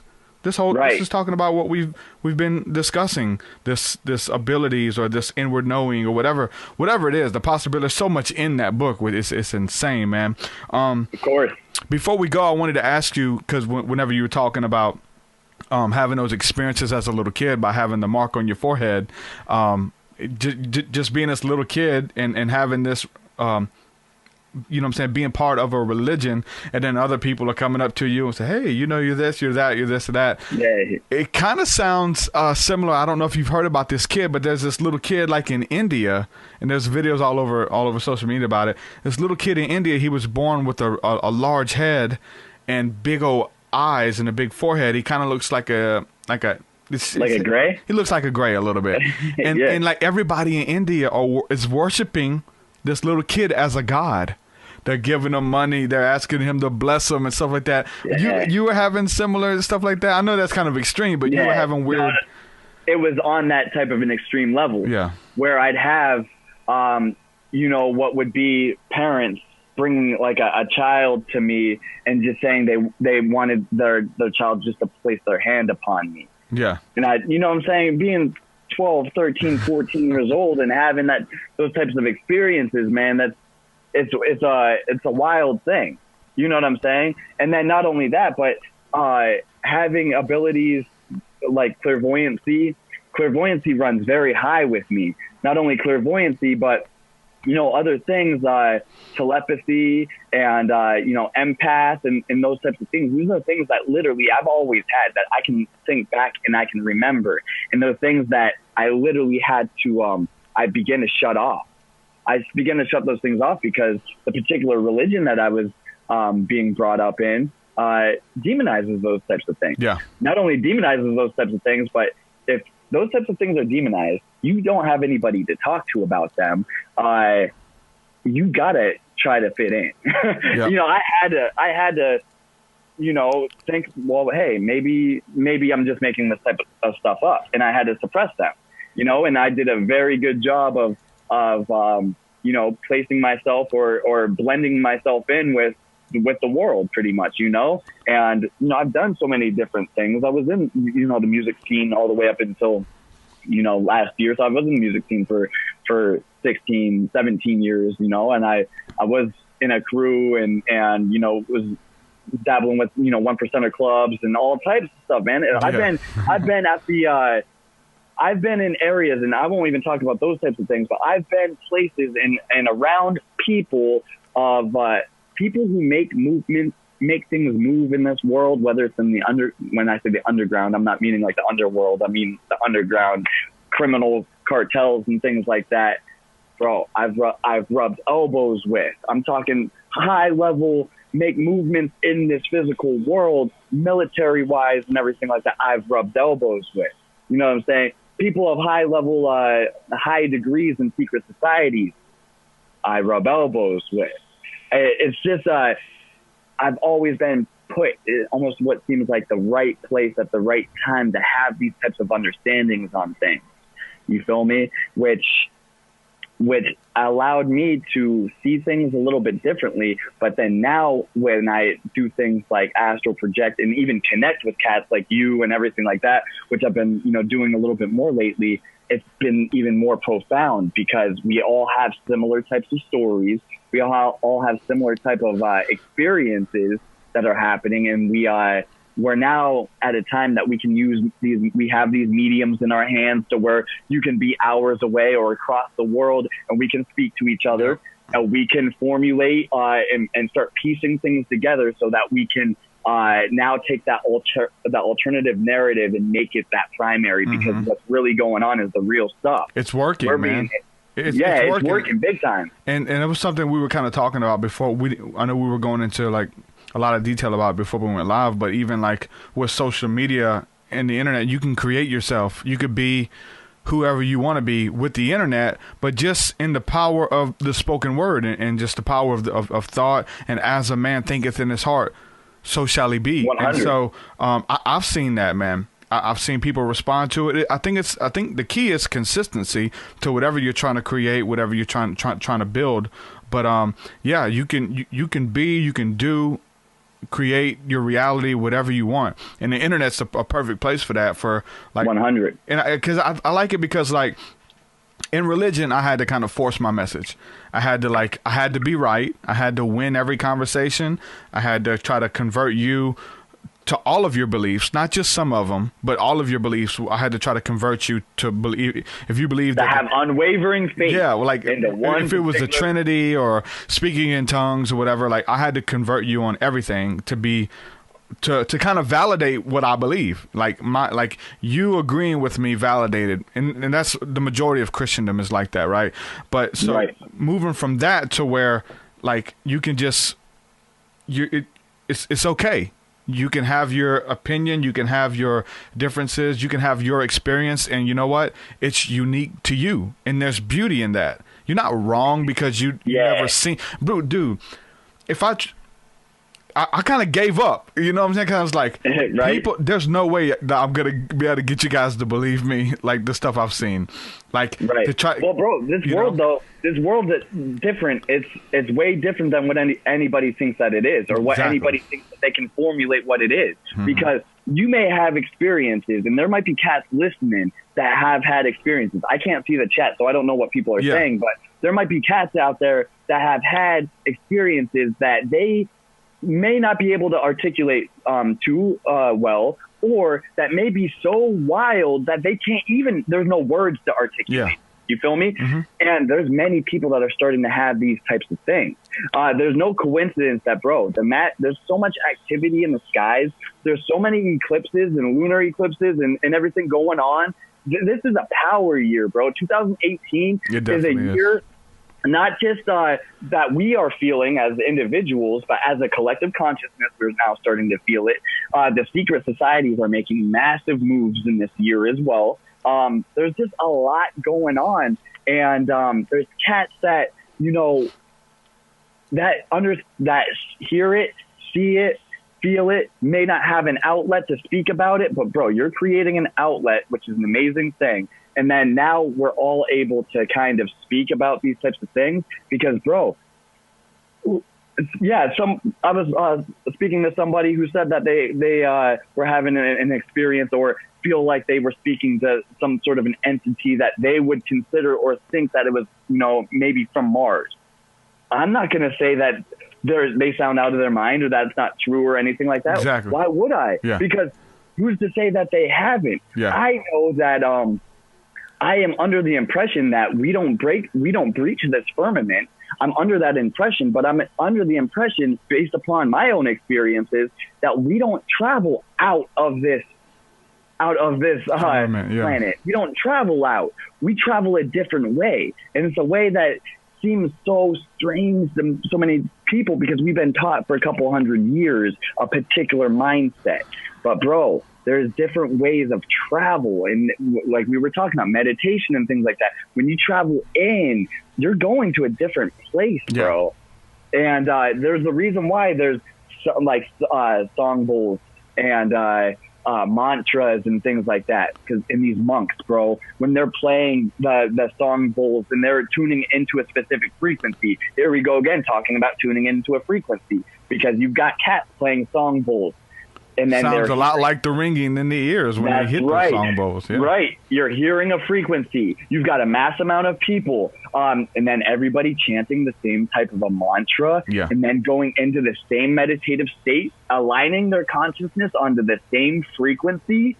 And then they all come out of it talking about being at the same place and interacting with each other at that place telepathically. Bro, there's more going on. There's more ways to connect than anything that we're taught. You understand? There's power. There's power in the frequencies. There's power in aligning your consciousness to those frequencies. And people still don't understand that interdimensional travel, not outer dimensional. Because I can tell you right now, because I can tell you right now, things are not what they seem. I don't know about you, but I don't think the moon is out of the firmament. I think it's right closer than what anybody thinks it is. I don't think the moon spins. Because if you take a look at the moon, and I know that you've looked at the moon when you were younger. It's like it's a perfect sync with the Earth. Yeah. Perfect sync. Right, that's what I'm looking at. That's why I'm looking like I'm outside right now, and I'm looking at the moon right now. Yeah. Mind you, it's daytime, and I'm looking at the moon. Okay? But anyway, I'm looking at the moon right now, and it's a crescent moon right now, but you better believe if it was full, it would be the same face, man in the moon face, that I looked at when I was a little kid. That you looked at. Yeah. It's the same thing. Something's up, that man. thing don't spin. You feel me? Yeah. Now, if it don't spin, then what's the law of gravity that we're taught? Because I know that we didn't see it, but our parents and their parents saw on the television, that medium, that Neil Armstrong pops out of his lander, and this is one step for man and one giant leap for mankind, and he's hopping along, as suspended. However, they said that he's hopping along like that because of gravity. But they say gravity is less there because the moon is smaller. But we know the law of gravity to be because of how fast that we're spinning. It's keeping us down here. It's keeping us stuck to the ground because of the spin. But yeah, hey, we can look at that moon and we know that that thing's not spinning. So where's the law of gravity come into play? Because I think that everything that we're taught is different and is false. I'm talking about electromagnetics. We know that moon's highly magnetized. We know that, hey, when that's a full moon, there's the tides come in. The tides are to the moon. We're on a lunar calendar. The gods that were being worshipped years and years in the old world are because of the moon. You know what I'm saying? Yeah. The moon and the sun. Sabbath, yeah. They don't, the Sabbath, Shabbos, like all these types of things, people don't get it. But, I look at that thing, man. And so then I think, hey, these things that we're being taught is not right, man. It's not real. And then we're being told that that we shot a Tesla car out of the firmament and it's just floating around the earth. Like, come on, man. Like, and cats are eating this up. Cats eat this up. But then there's cats who are literally awoken to this type of stuff and just see the falseness in it, immediately. But there's reasons why, though, and it goes into what we were talking about, the internet. These mediums that we have, they're amazing things. They're phenomenal things. They allow us to be able to connect with each other effortlessly. I'm not even using mental capacity to be able to see you on my medium. You know what I'm saying? I'm not using telepathy to be able to see you. So technology is a wonderful thing, but it's also, it's also an evil thing as well, especially where we're going to. And, me talking about the moon and that Tesla car floating around the earth, that goes into what we're talking about with the internet, though, as well. Bringing in worldwide adoption to automated cars that work off of systems. You have to do it slow, man. You know what I'm saying? Yeah. Because you've got people, and I don't know, are we allowed to drop names of, like, the owner of companies and stuff like that? It should be okay, yeah. Yeah, so you've got what? You've got Elon Musk, owner of Tesla. It's an automated car. That car can be driven and ran off of AI technologies, correct? Oh, yeah.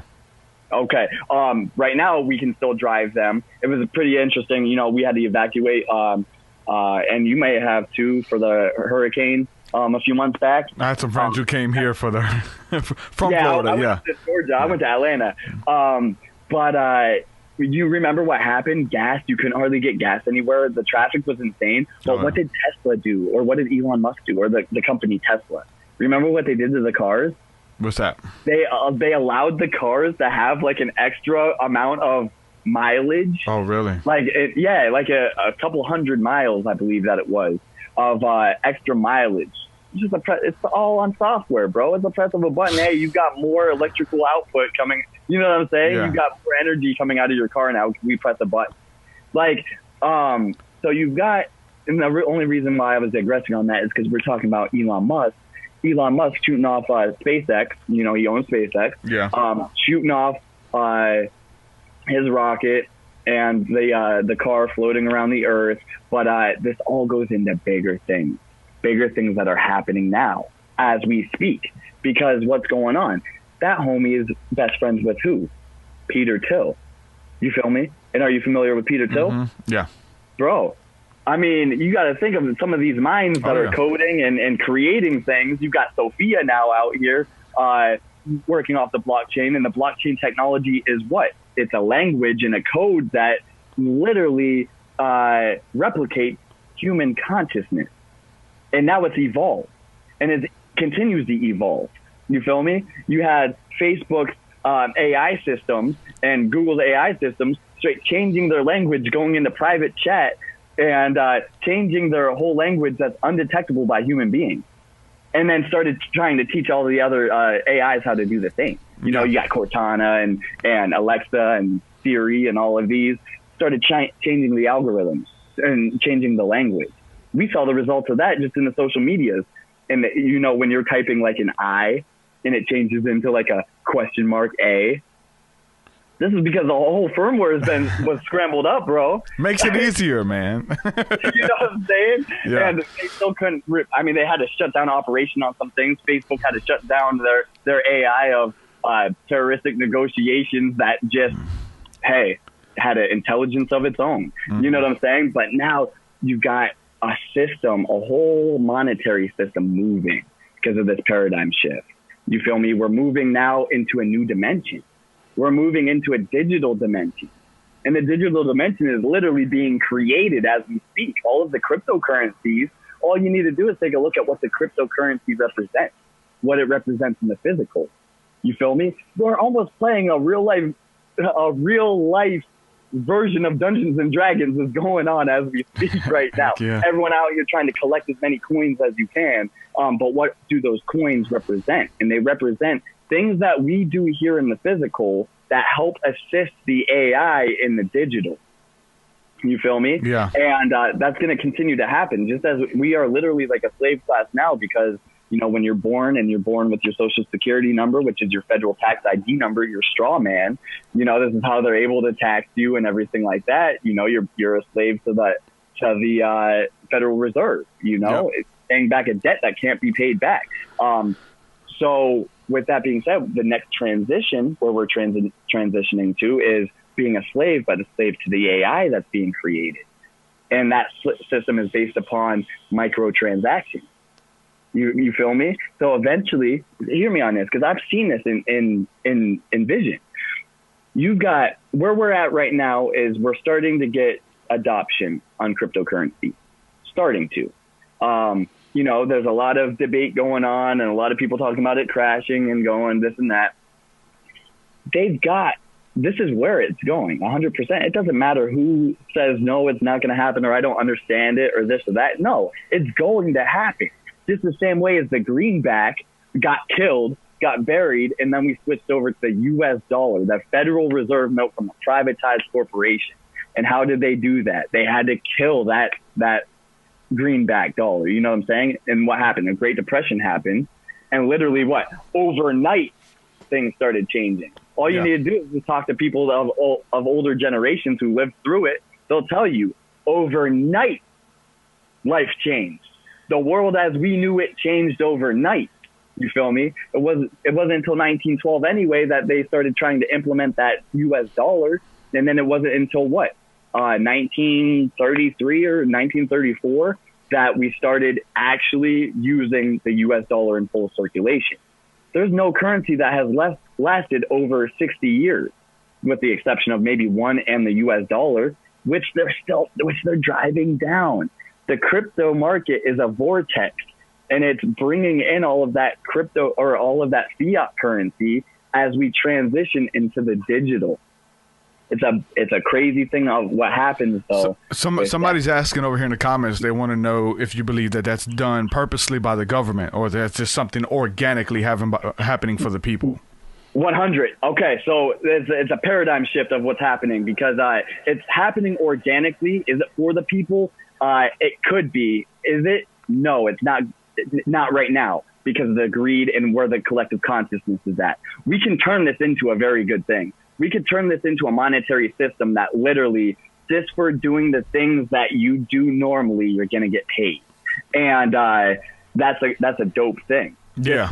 Just for Truth doing his podcast and being on a platform like this, let's just say Zoom creates a Zoom coin. And you're holding Zoom coin, and just for your participation of broadcasting on Zoom, is that kind of what the mining is? Like, yes, you're allowing yourself to mine. So you're mining, and what's the mining for? People don't get it. People don't understand the cryptoverse. The mining is because of all of the transactions that are being done. There's millions and millions of transactions being done a day. Now that everything is going digital, bro, all that you need to know is a few languages and code, and I can take all your money right now. Yeah, exactly, right? It's crazy. So what happens is they need to throw massive amounts of security protocols on these. And how do they do that? It's called a hash. And these AIs need to create and work on algorithms to create a hash. It's a security protocol that when we are P2P or person-to-person sharing, or, I'm sending you money, vice versa, that's not being stolen in translation. You know what I'm saying? And it's unregulated because we're not going through a bank, bro. We're going through ourselves. You know what I'm saying? I don't think they're going to let that happen. I think the government has to get on top of it. You know what I'm saying? Yeah, and this is what they're trying to do now. So whoever asked that question, Leo, what's up, Leo? So asking that question is an awesome question, but what's happening, and as we speak right now, there's many hearings going on, and this is all around the world. Governments are trying to figure out how to regulate this. Banks are trying to figure out how to regulate this. I mean, dang, dude, all you need to do is take a look a few months ago and watch JP Morgan and Chase Bank talking all this trash on cryptocurrency and how it's going to crash, and if anybody's trying to pulled out money for cryptocurrencies and this and that, and they were on the news about all of this stuff. And what do you know? The owner of Chase, he's involved with Quorum Coin. It's called Quorum. They're making their own coin because what's going to happen is it's going to be a seamless transition of when they start implementing the new cards, and banks will start just doing your transfers of cryptocurrencies into their own coin. They're going to do it all automatically on the back end. People think they understand how money works and understand how the system works. They don't. They don't understand that if you go to the store and you buy something with your debit or credit card, you swipe that card, you pull your product, you leave the store. Did that store get paid right now? No.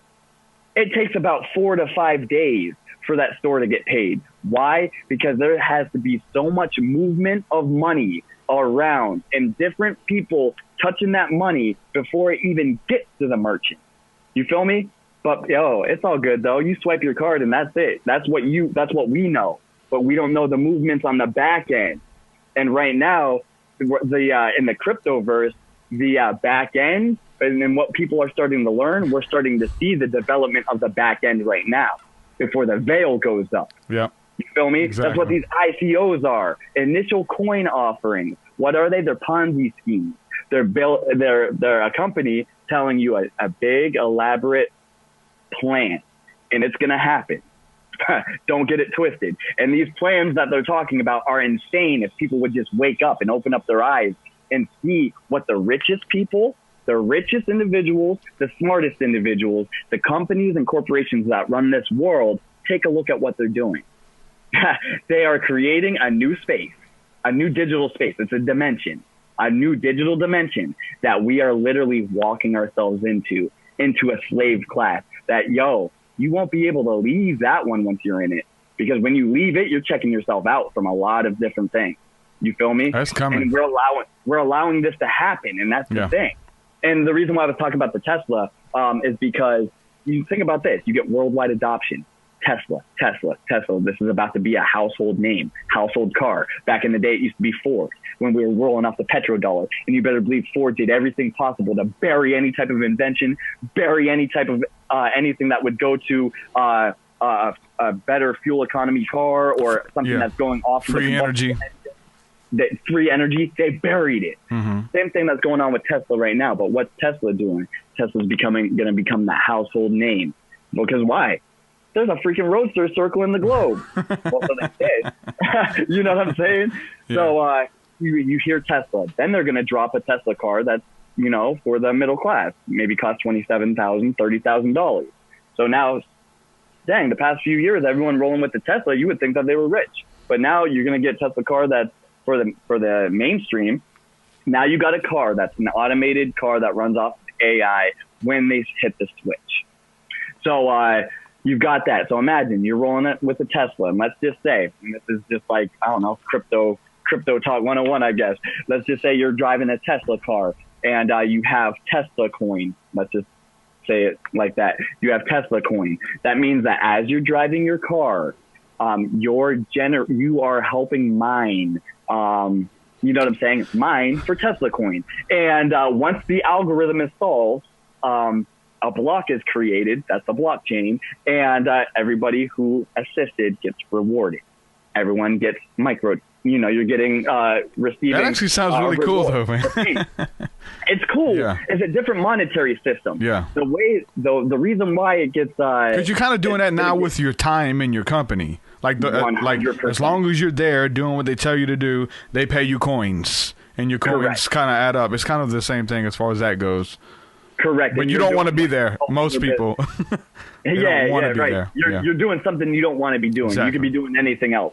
Now, on this type of a system, it works like that. You can be doing whatever you want to do because eventually all companies are going to develop for the blockchain technology. It's a technology. It's a different way of coding. Everything's different. And this is what's running the world. You know what I'm saying? Money runs the world, or any currency runs the world. So we're switching currency. Mm-hmm. And we're not only switching currency, but we're switching into a new dimension as well. For example, there's a company called MarkSpace, and we're talking millions and millions and millions of dollars that these companies are generating off of initial coin offerings within days to be able to continue to implement what they're trying to implement. So you've got MarkSpace is a space. It's a virtual reality space that they're literally all your major companies are already involved with them to put retail space, commerce, even residential within a virtual space. Imagine like Second Life, but this is real life. Second life. second life, yeah. But this is real life, and this is big business. This ain't video games. Then this is where everything is going. You understand what I'm saying? So right now, you're going to take a look. All of the utility companies, and they've already started. This is not new stuff. Yeah. This is stuff that's been years in the making. Why do you think we have smart meters on all the homes now? It's all 5G framework stuff. They have the framework's done. Now they got it. The coding is done. Now it's actually taking it from the fourth dimension, which is the thought, and bringing it to the third, and then creating a new one. The digital dimension, as well as mimicking spirituality. Correct. And here's the thing, bro. Mimicking spirituality, you're 100% correct. Because if you start taking a look at these companies, the major ones, start taking a look at the companies and start taking a look at their symbols. Yeah, they're all they using know what's up. Symbols. They're all using ancient words, too. You feel me? It's weird. And they're using words all like spirit, medium. Subaru, Nissan, like Maxima, like all of these everyday household names are either the names of ancient gods or these, you know what I'm saying? Just look at the names of the Pokemon like we're talking about, you know? And the symbols match. You feel me? Yeah. There's coincidence. There's energy there. Yeah, somebody was. I had somebody talk. It was a friend of mine, and we were talking on Discord the other day, and he was like, you know, when you get into the Illuminati, like, man, look, man, they use the symbol of the pyramid and all of this stuff, and all of these symbols is all, you know, magical symbols. It's like, you know, they're in a secret society. It's like, okay, what if that's true? They're in a secret society, and that gives them power just because they're connected. But what if they understand geometry, and 100. These symbols themselves give you power, and they play off of the mind, and they become more appealing if you change your logo to this color, that people will gravitate towards it. What if they just understand that the people who designs their logos and things, okay, that's feasible too, right? That's what sacred geometry is all about. That's it. And with sacred geometry, what are you doing? Essentially, with sacred geometry, you're conjuring energy. You feel me? And when we even use the word conjure, there might even be some cats that follow you or anything like that. You conjure, and it's immediately like, oh my God, fucking spirit stuff. Everything we do is conjuring. Everything we do is conjuring. If we talking about what spirits are, we talking about these microscopic organisms and things you can't see, and they're everywhere. And they're like, oh, you guys believe there's a demon and everything. Yeah, and no, you know what I'm saying? It is. I mean, there's light and dark to everything. Exactly. Everything you do. I can go outside right now. I can go ahead and draw a circle on the ground, put a star in that thing, stand right in the middle of it, chant some mantra stuff, generate some energy from the ground, and my intention is pure. I'm doing it only, and that, hey, it's for the light. You know what I'm saying? It's all about the intention. how is that bad based upon a geometrical symbol, the symbol that you probably have jewelry or tattoos of and everything like that, but yet you're going to say, no, it's bad, I'm a Christian, or I'm this, or I'm that, and it's bad, but yet you've got these things tattooed on you, you're singing them in your songs, you're holding them up.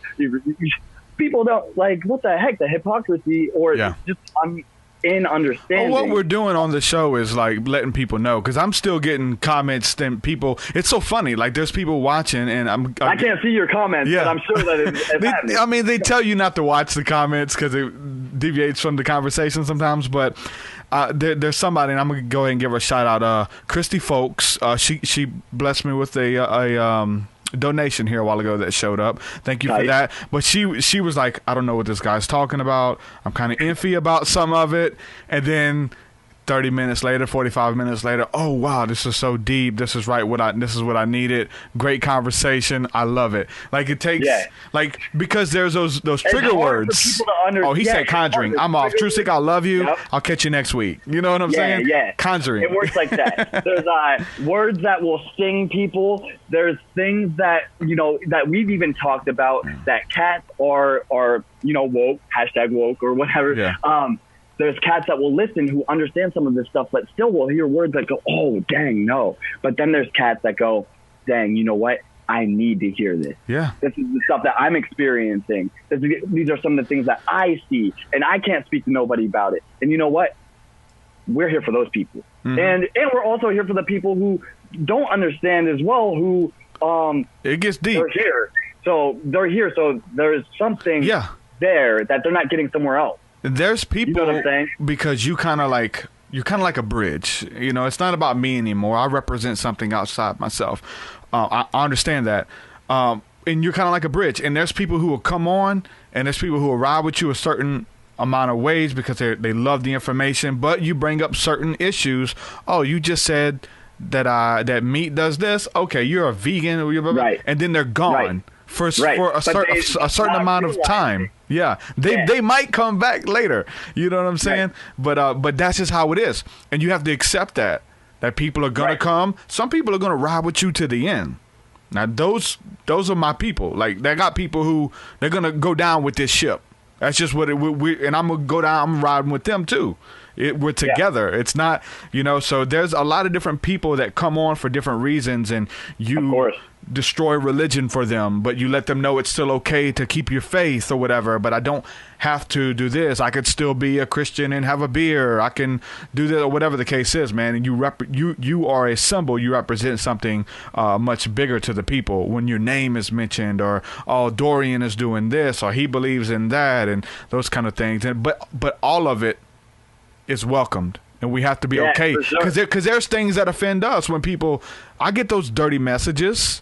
I get message, hey, you guys are demonic and you need to repent and blah blah blah blah blah. Like, sometimes it still messes with me. It still triggers me. Like, oh man, like sometimes I want to go in on them with scripture and just destroy them or whatever. But I have to, like, you know what? I'm gonna be the bigger person. It's all about being humble. I bless you where you are. When it's time for you to come back, like I said, if I really embody that, I don't have anything to prove anymore. In religion, I did. If I don't have anything to prove, then I shouldn't be attached to that or want to, but it's still there, and I'm able to catch it, and a lot of us are, and everybody knows what I'm talking about.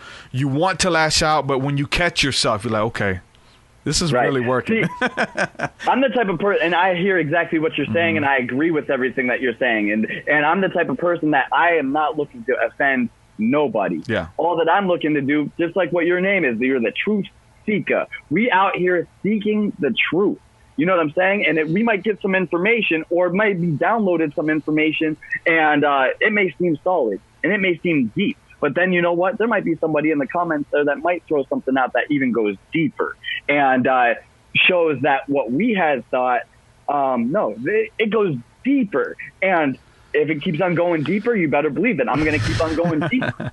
And that doesn't mean that, we're demonic and this and that. It just means that there's information out here that people hang on to so strongly, and I get it.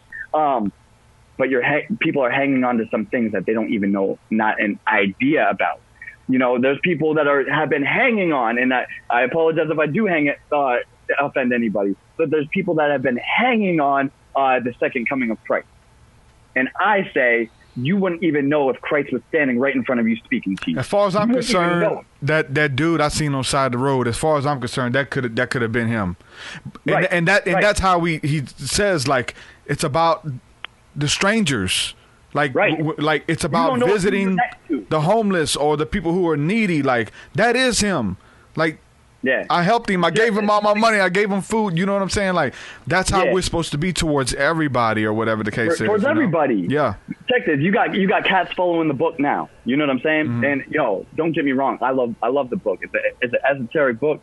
There's a lot of stuff in there. I think it's written in parable and spoken in parable, but I think that there's a lot of very important and profound things in there that a lot of people just don't understand. Yeah. However, when it comes to saying, you don't know who people are. You know what I'm saying? Jesus, if he was walking around, or Yahshua, whatever you want to call him, Yahshua ben Yosef, Jesus Christ, people don't even really even call him by name. If he was walking around and living in our time, and speaking the way that he speaks, do you think that he would be having a job? Do you think that he would be doing these types of things? No, he wouldn't be living in this monetary type of a system, which means he would probably be homeless.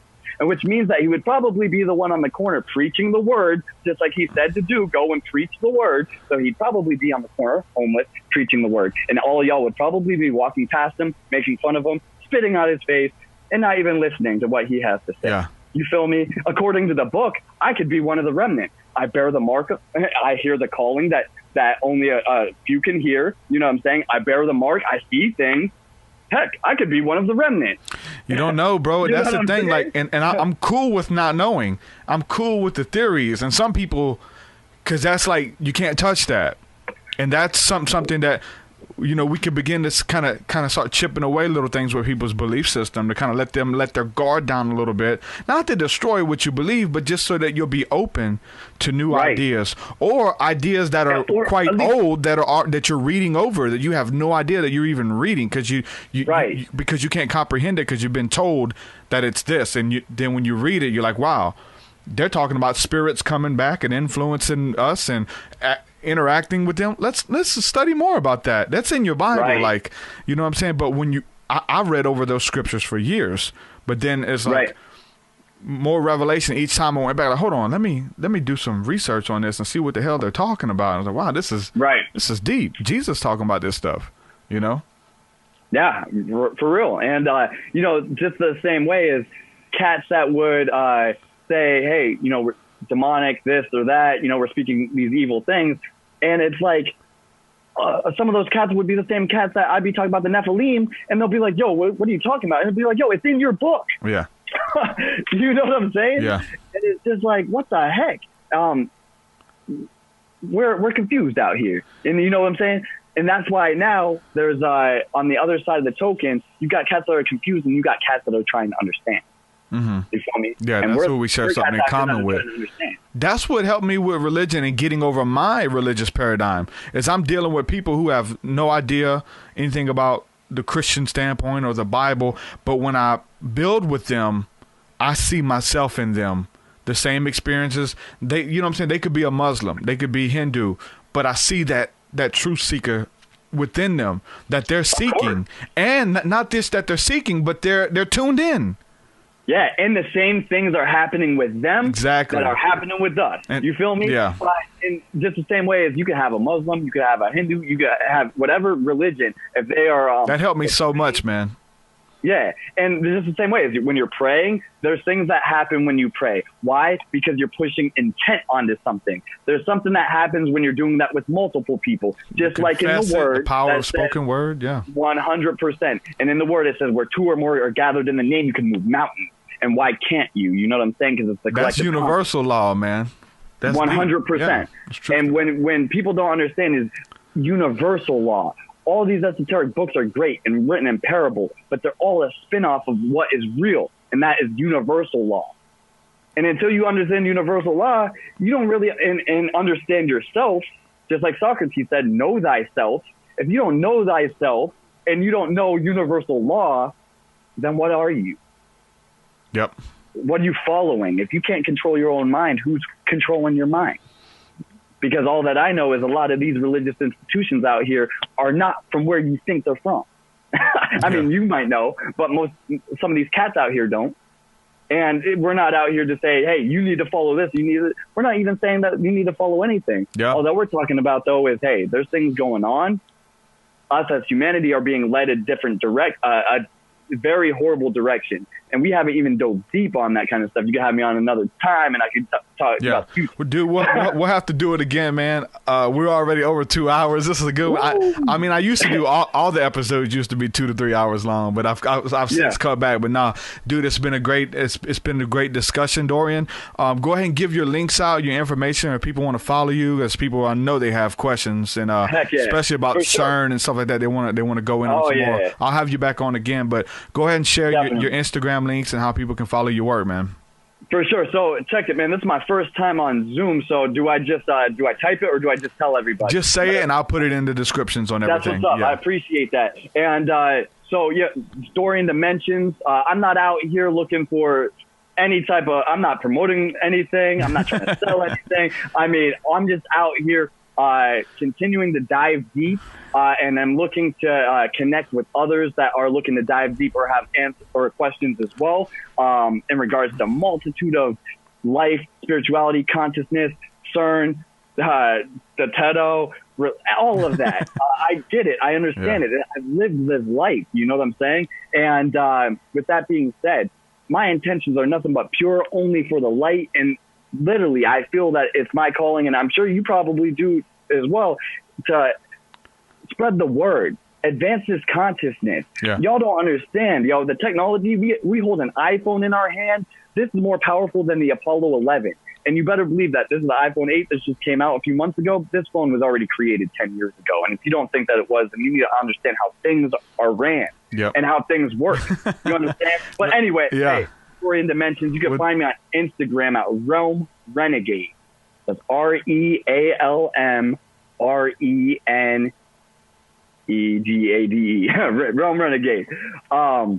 And then, I'm going to be probably making some YouTube videos. If anybody wants to reach out to me and, wants me to maybe talk about a subject or something like that, I'm going to do that. I have to throw this out there, man. I think I have to throw this out there.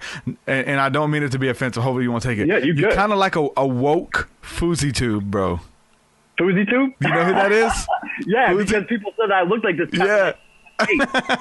Woke Fousey tube, baby, dude. If he could do it, you could do it better, man. Definitely. Yeah, man. And all that I'm looking to do, real talk, is I believe in like the path of the light worker and everything like that, and and raising the vibration, because everything is frequencies, consciousness, attaching that vibration and frequency and higher consciousness. We as a species are literally walking around this planet like we're 2 years old, with the mindset that we have. Mm-hmm. We're entertained by anything, and we believe everything. You feel me? Yeah.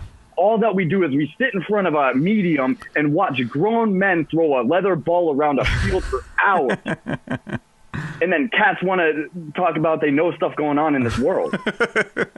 You know what I'm saying? Yeah. I don't watch none of that stuff, and yet I still understand all that stuff. I still know who's playing. Mm-hmm. You know what I'm saying? I still know the Super Bowl. You know what I'm saying? Yeah. Patriots versus the Eagles, which that was a whole Masonic ritual in itself. Just having those two teams play and what those two teams represent. You know what I'm saying? You got the team that represents the corporate U.S., and then you've got the team that represents the Phoenix Rising. Of course, they allowed the Patriots to end the game at 33. There we go, talking about the numerology and everything like that, and the 33 with the rise of the new currency in 2018 from the cover of The Economist. I can keep going. Yeah. But anyway, all right, brother. We'll do it again soon, man. Let's do it soon, brother, for sure, man. And I appreciate you having me on. I loved it. Heck yeah, brother. It's good building with you, man. Let's do it again. For sure. All right, shalom. Peace. Shalom. Dorian, Realm Renegade, ladies and gentlemen. Man, I'm connected with some really cool people. Like, it's so funny. Like, as my podcast grows and the channel grows, a lot of new people, come out the woodworks and they say, hey, I got something to offer. And I check them out, and trust me, out of all the requests that I get for people to come on the show, I don't let just anybody come on here. I check him out, make sure he's handling his business, make sure he's sane, you know what I'm saying, all of this stuff. So I try to do a little bit of research on people. Like, some people reach out to me and they're like totally over the top, and they're just kind of scary. You know, I try to stay away from a lot of those people. So you guys should, thank me that some of these guests that come on. I think I find some really cool people, man. Some of those guys I can't let them slip through. And I think for the most part, I haven't let anybody slip through who is making it up or is dangerous or whatever the case is. You know what I'm saying? So I think I've done a pretty good job as far as that's concerned. Couple things I want to address here. I think it was Lil T. Okay, yeah, I think it was Lil T asked in the chat about what are some Bible references on divining or divination that she can share with her husband, so because he thinks all of that is evil. I've been talking about that. I'm working on a teaching or whatever. I'm just getting all my notes together. I'm not going to go into a lot of detail on it, but I'll give you the scriptures because obviously we're talking about religion. Most Christians will believe it if you can show it to them in the Bible. Like if you can show it to them that it's there in the text, they can read it for themselves, and then that's how they believe. So I'll give you a couple scriptures here that you can read for yourself and then share with him. But some of the ones that I've wrote down here, I'll give them to you. You can go back and write these down if you don't have a paper and pen. But Proverbs 16:33 talks about the lot is cast into the lap, but its every decision is from the Lord. The disciples practiced a form of divination called the casting of lots. It was done in the Old Testament. It's like drawing straws and the rolling of the dice, and it's actually called cleromancy, where they can roll these dice or throw bones. There's so many different forms of it, and one form is tarot cards of using divination, or what is called the casting of lots. The disciples did it in Acts chapter 2, I believe it was. Acts chapter 1. This is the next scripture, Acts 1:26. And they drew lots for them, and they fell on Matthias, and he was numbered with the 11 apostles. So they had to get a new apostle, and they didn't know who to pick. There was two guys. They had to pick 12.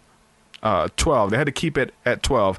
There's some interesting information about the government of 12 and how many people that you can pour into of only being 12 people, and why Jesus chose 12 disciples, and not getting into the astral theology part of the 12 signs of the zodiac, 12 months of the year, 12 tribes, all of that stuff all coincides. But Acts 1:26 is the New Testament reference. There's some other good ones. Genesis chapter 30, verse 27. But Laban said unto him, If I have found favor in your eyes, please stay. I have learned by divination that the Lord has blessed me because of you. He added, Name your wages and I will pay them. So it says that he learned through practicing divination that the Lord, Yahweh, has blessed him because of him dealing with Jacob there. So that is Genesis 30:27. Also Genesis 44:15. Joseph said to them, What is this that you have done? Don't you know that a man like me can find things out by divination? This is Joseph, who is a follower of Yahweh, someone who's trained in all the ways of Israel and Egypt as well, and he uses divination to find things out. And these are different practices that can be done. And the key to divination is intention. As a man thinketh in his heart, so shall it be. It is evil in your eyes if it's evil only in your eyes. Like people demonize what they don't understand, and so us here in the West, we demonize the term divination. So I've got a bunch of more notes here, but I want to share this maybe in a particular video or podcast episode or whatever that is just dedicated to getting that out, and I'm trying to see what's the best medium for that to work. So I will say that I do have something to promote. I have a new album coming out. The pre-orders are available now, so people who want to support the work and support my music, you can go and purchase the pre-order. Every copy will be autographed. There's also, if you do a pre-order, you'll be entered into a contest to receive a big wall tapestry with the album promo art on it. It looks really cool. You can see all that on the website too. So the new album is entitled Seer. There is a new video that just dropped yesterday to promote the song Alpha, and so we shot the video and I edited it and did all the work myself. That's available. Make sure you go watch that. I think it's pretty cool. And then, like I said as well, the album is to be released on April the 20th, 4/20. We'll be doing an album release party here in Mobile, Alabama. If you guys want to check out hotels or something like that and come hang out with us and celebrate the release of this album. We're gonna be doing a concert for that. So the concert is free. Check it out. TruthSeekah.com. All the information is there. Again, thank you to everybody who's supporting my work on Patreon. Patreon is 100% the best way to promote my work, to promote the podcast, my music, and essentially my family, to help me to continue doing what I'm doing. I mentioned at the beginning of the show, I'm in a weird in-between place right now to see if this is going to work out, to be able to do it full-time, trying to get my bills as low as I can and trying to make money off of my music and different ways. I do graphic art and things like that. So to see if it's going to pan out. So, and I think it is, man. I think it is. There is that fear and there's that doubt that likes to kick in, but every time I continue my faith and trusting in God and what He's doing in my life, miracles come out the woodwork. You know what I'm saying? I get blessings from people who are donating with money or sending me work to build a website or whatever the case is. You know what I'm saying? So just I'm excited about the future and everything that's happening with this podcast, reaching so many new people who are listening. There's so many people who I've tried to reach out to, bigger names, to get on the show, and I've heard no response, and this has been months. Now their publicists are reaching out to me, wanting them to come on the show and wanting me to share their links on my website and things like that for new albums and big name artists and stuff. So we're in talks with some bigger names to come on the show, and I'm excited. We're pushing close to episode number 100, which would be really cool to have one of those bigger names as the 100th episode. I want it to be somebody big. I just interviewed Carrie Cassidy last week. I'm probably going to make that live maybe tomorrow, but I'm going to get that edited and posted up. I interviewed Carrie Cassidy. She, like, it was crazy. Her fan base is all kind of gravitated towards what I'm doing and sent me all kind of loving messages, and they was able to see her in another light. Because, like, if you listen to a lot of the Project Camelot stuff, which I've been into at the beginning of my awakening and stuff, and so it was just an honor to have her on my show. And then, like, a week before, I was on her show, so it was an honor to do that. But there's usually tension there when you have an agenda or you have a belief system. And I used to have that tension, like I said, when I was dealing with religion, and you had to believe that this is how everything works. And I have friends who are still there. They have to be right about everything. And the Bible says, can two walk together unless they agree? So to them, that means if you disagree on anything, then you guys can't build together or be friends. And it gets really weird and sectarian and I'm right, you're wrong type deal.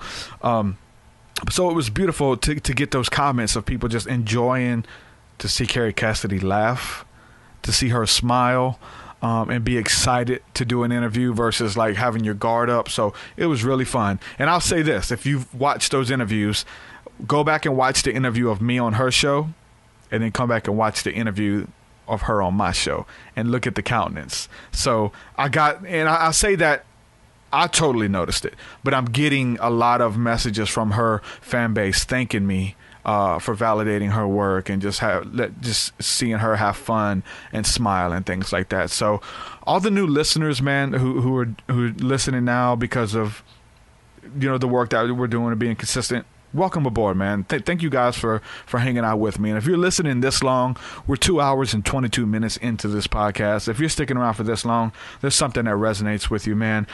If you guys find this show valuable, if you're able to, I would ask you to please support via Patreon at any level of giving per month, man. It helps me to continue to do this. You get exclusive podcasts. You get my full discography, which is 10 plus albums. There's some good music on there, I heard. Check it out. Also, all the new music that I'm releasing now for the new album. I'm promoting the new album, but if you're a patron, like, you already got the new album. Because every time I get done with something, it's uploaded straight to Patreon. So everybody who gives, you guys get access to that. You also get access to the School of the Mystics. And so essentially what that is, we're building a community here every Thursday night at 7 p.m. Central.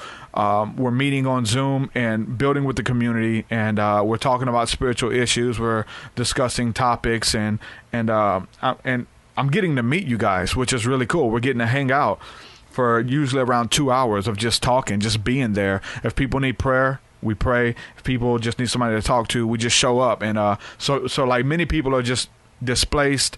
Obviously, a lot of people listen to this come out of religion, or they're in a church and they've had experiences or encounters that they've been told to demonize, but just deep down within them, they feel like it's not bad.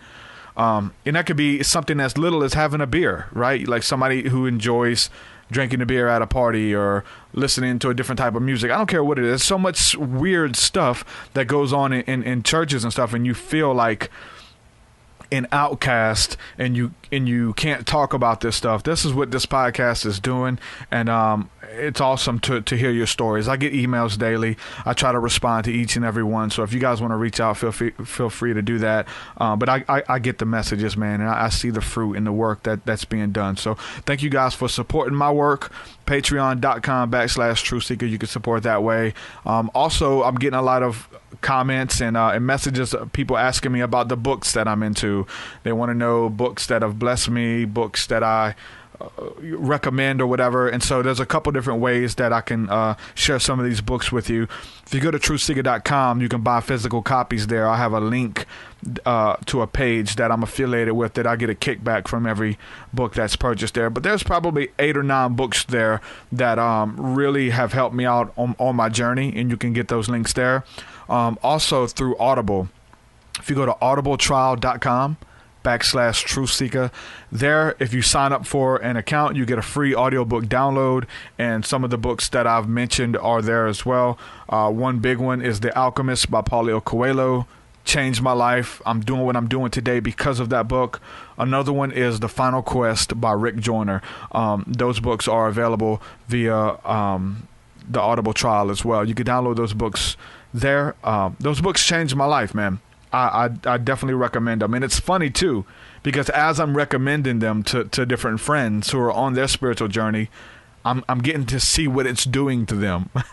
It's awesome to like share The Alchemist with somebody and then see what it does to them, or share the book by Rick Joyner, my friend Chris Bars. He's just got done reading that whole series, and his life's turned upside down now, of synchronicities and spirituality, and going to these deeper levels of understanding how God works to us and speaks to us and through us and things like that. It's beautiful to see that stuff. So make sure you check that stuff out. It supports my work. I get a good kickback on Audible. So audibletrial.com/TruthSeekah, and sign up there. And that's pretty much it, man. There's all kind of, man, I got CDs and T-shirts and all that stuff. I get a kickback on all that. So those are ways that you can support where you get stuff back versus just sending me money or something like that. So and if you have no money you can't give, just simply share the interviews, share the music and stuff. All of that helps out. Go check out that new video and leave me a comment, send me an email. I love you guys. With that, I'm going to say peace and shalom. Oh, I'll be back tonight, too, with another interview. I was kind of under the weather yesterday, and I was supposed to be a guest on a podcast, and I wasn't able to do it. And then and I had another show that I was supposed to do with Joshua Fluman, but we're going to do that tonight. So I think it's 7 p.m. Central tonight. We'll be back. I love you guys. Peace and shalom. Peace. Your way so much higher than mine, so much higher than mine, so much deeper than mine, so much deeper than mine. Well, that does it for this episode, folks. To hear more episodes of the TruthSeekah podcast, head over to TruthSeekah.com. And if you're wanting to support the show and get rewards, go to our Patreon page at patreon.com/TruthSeekah.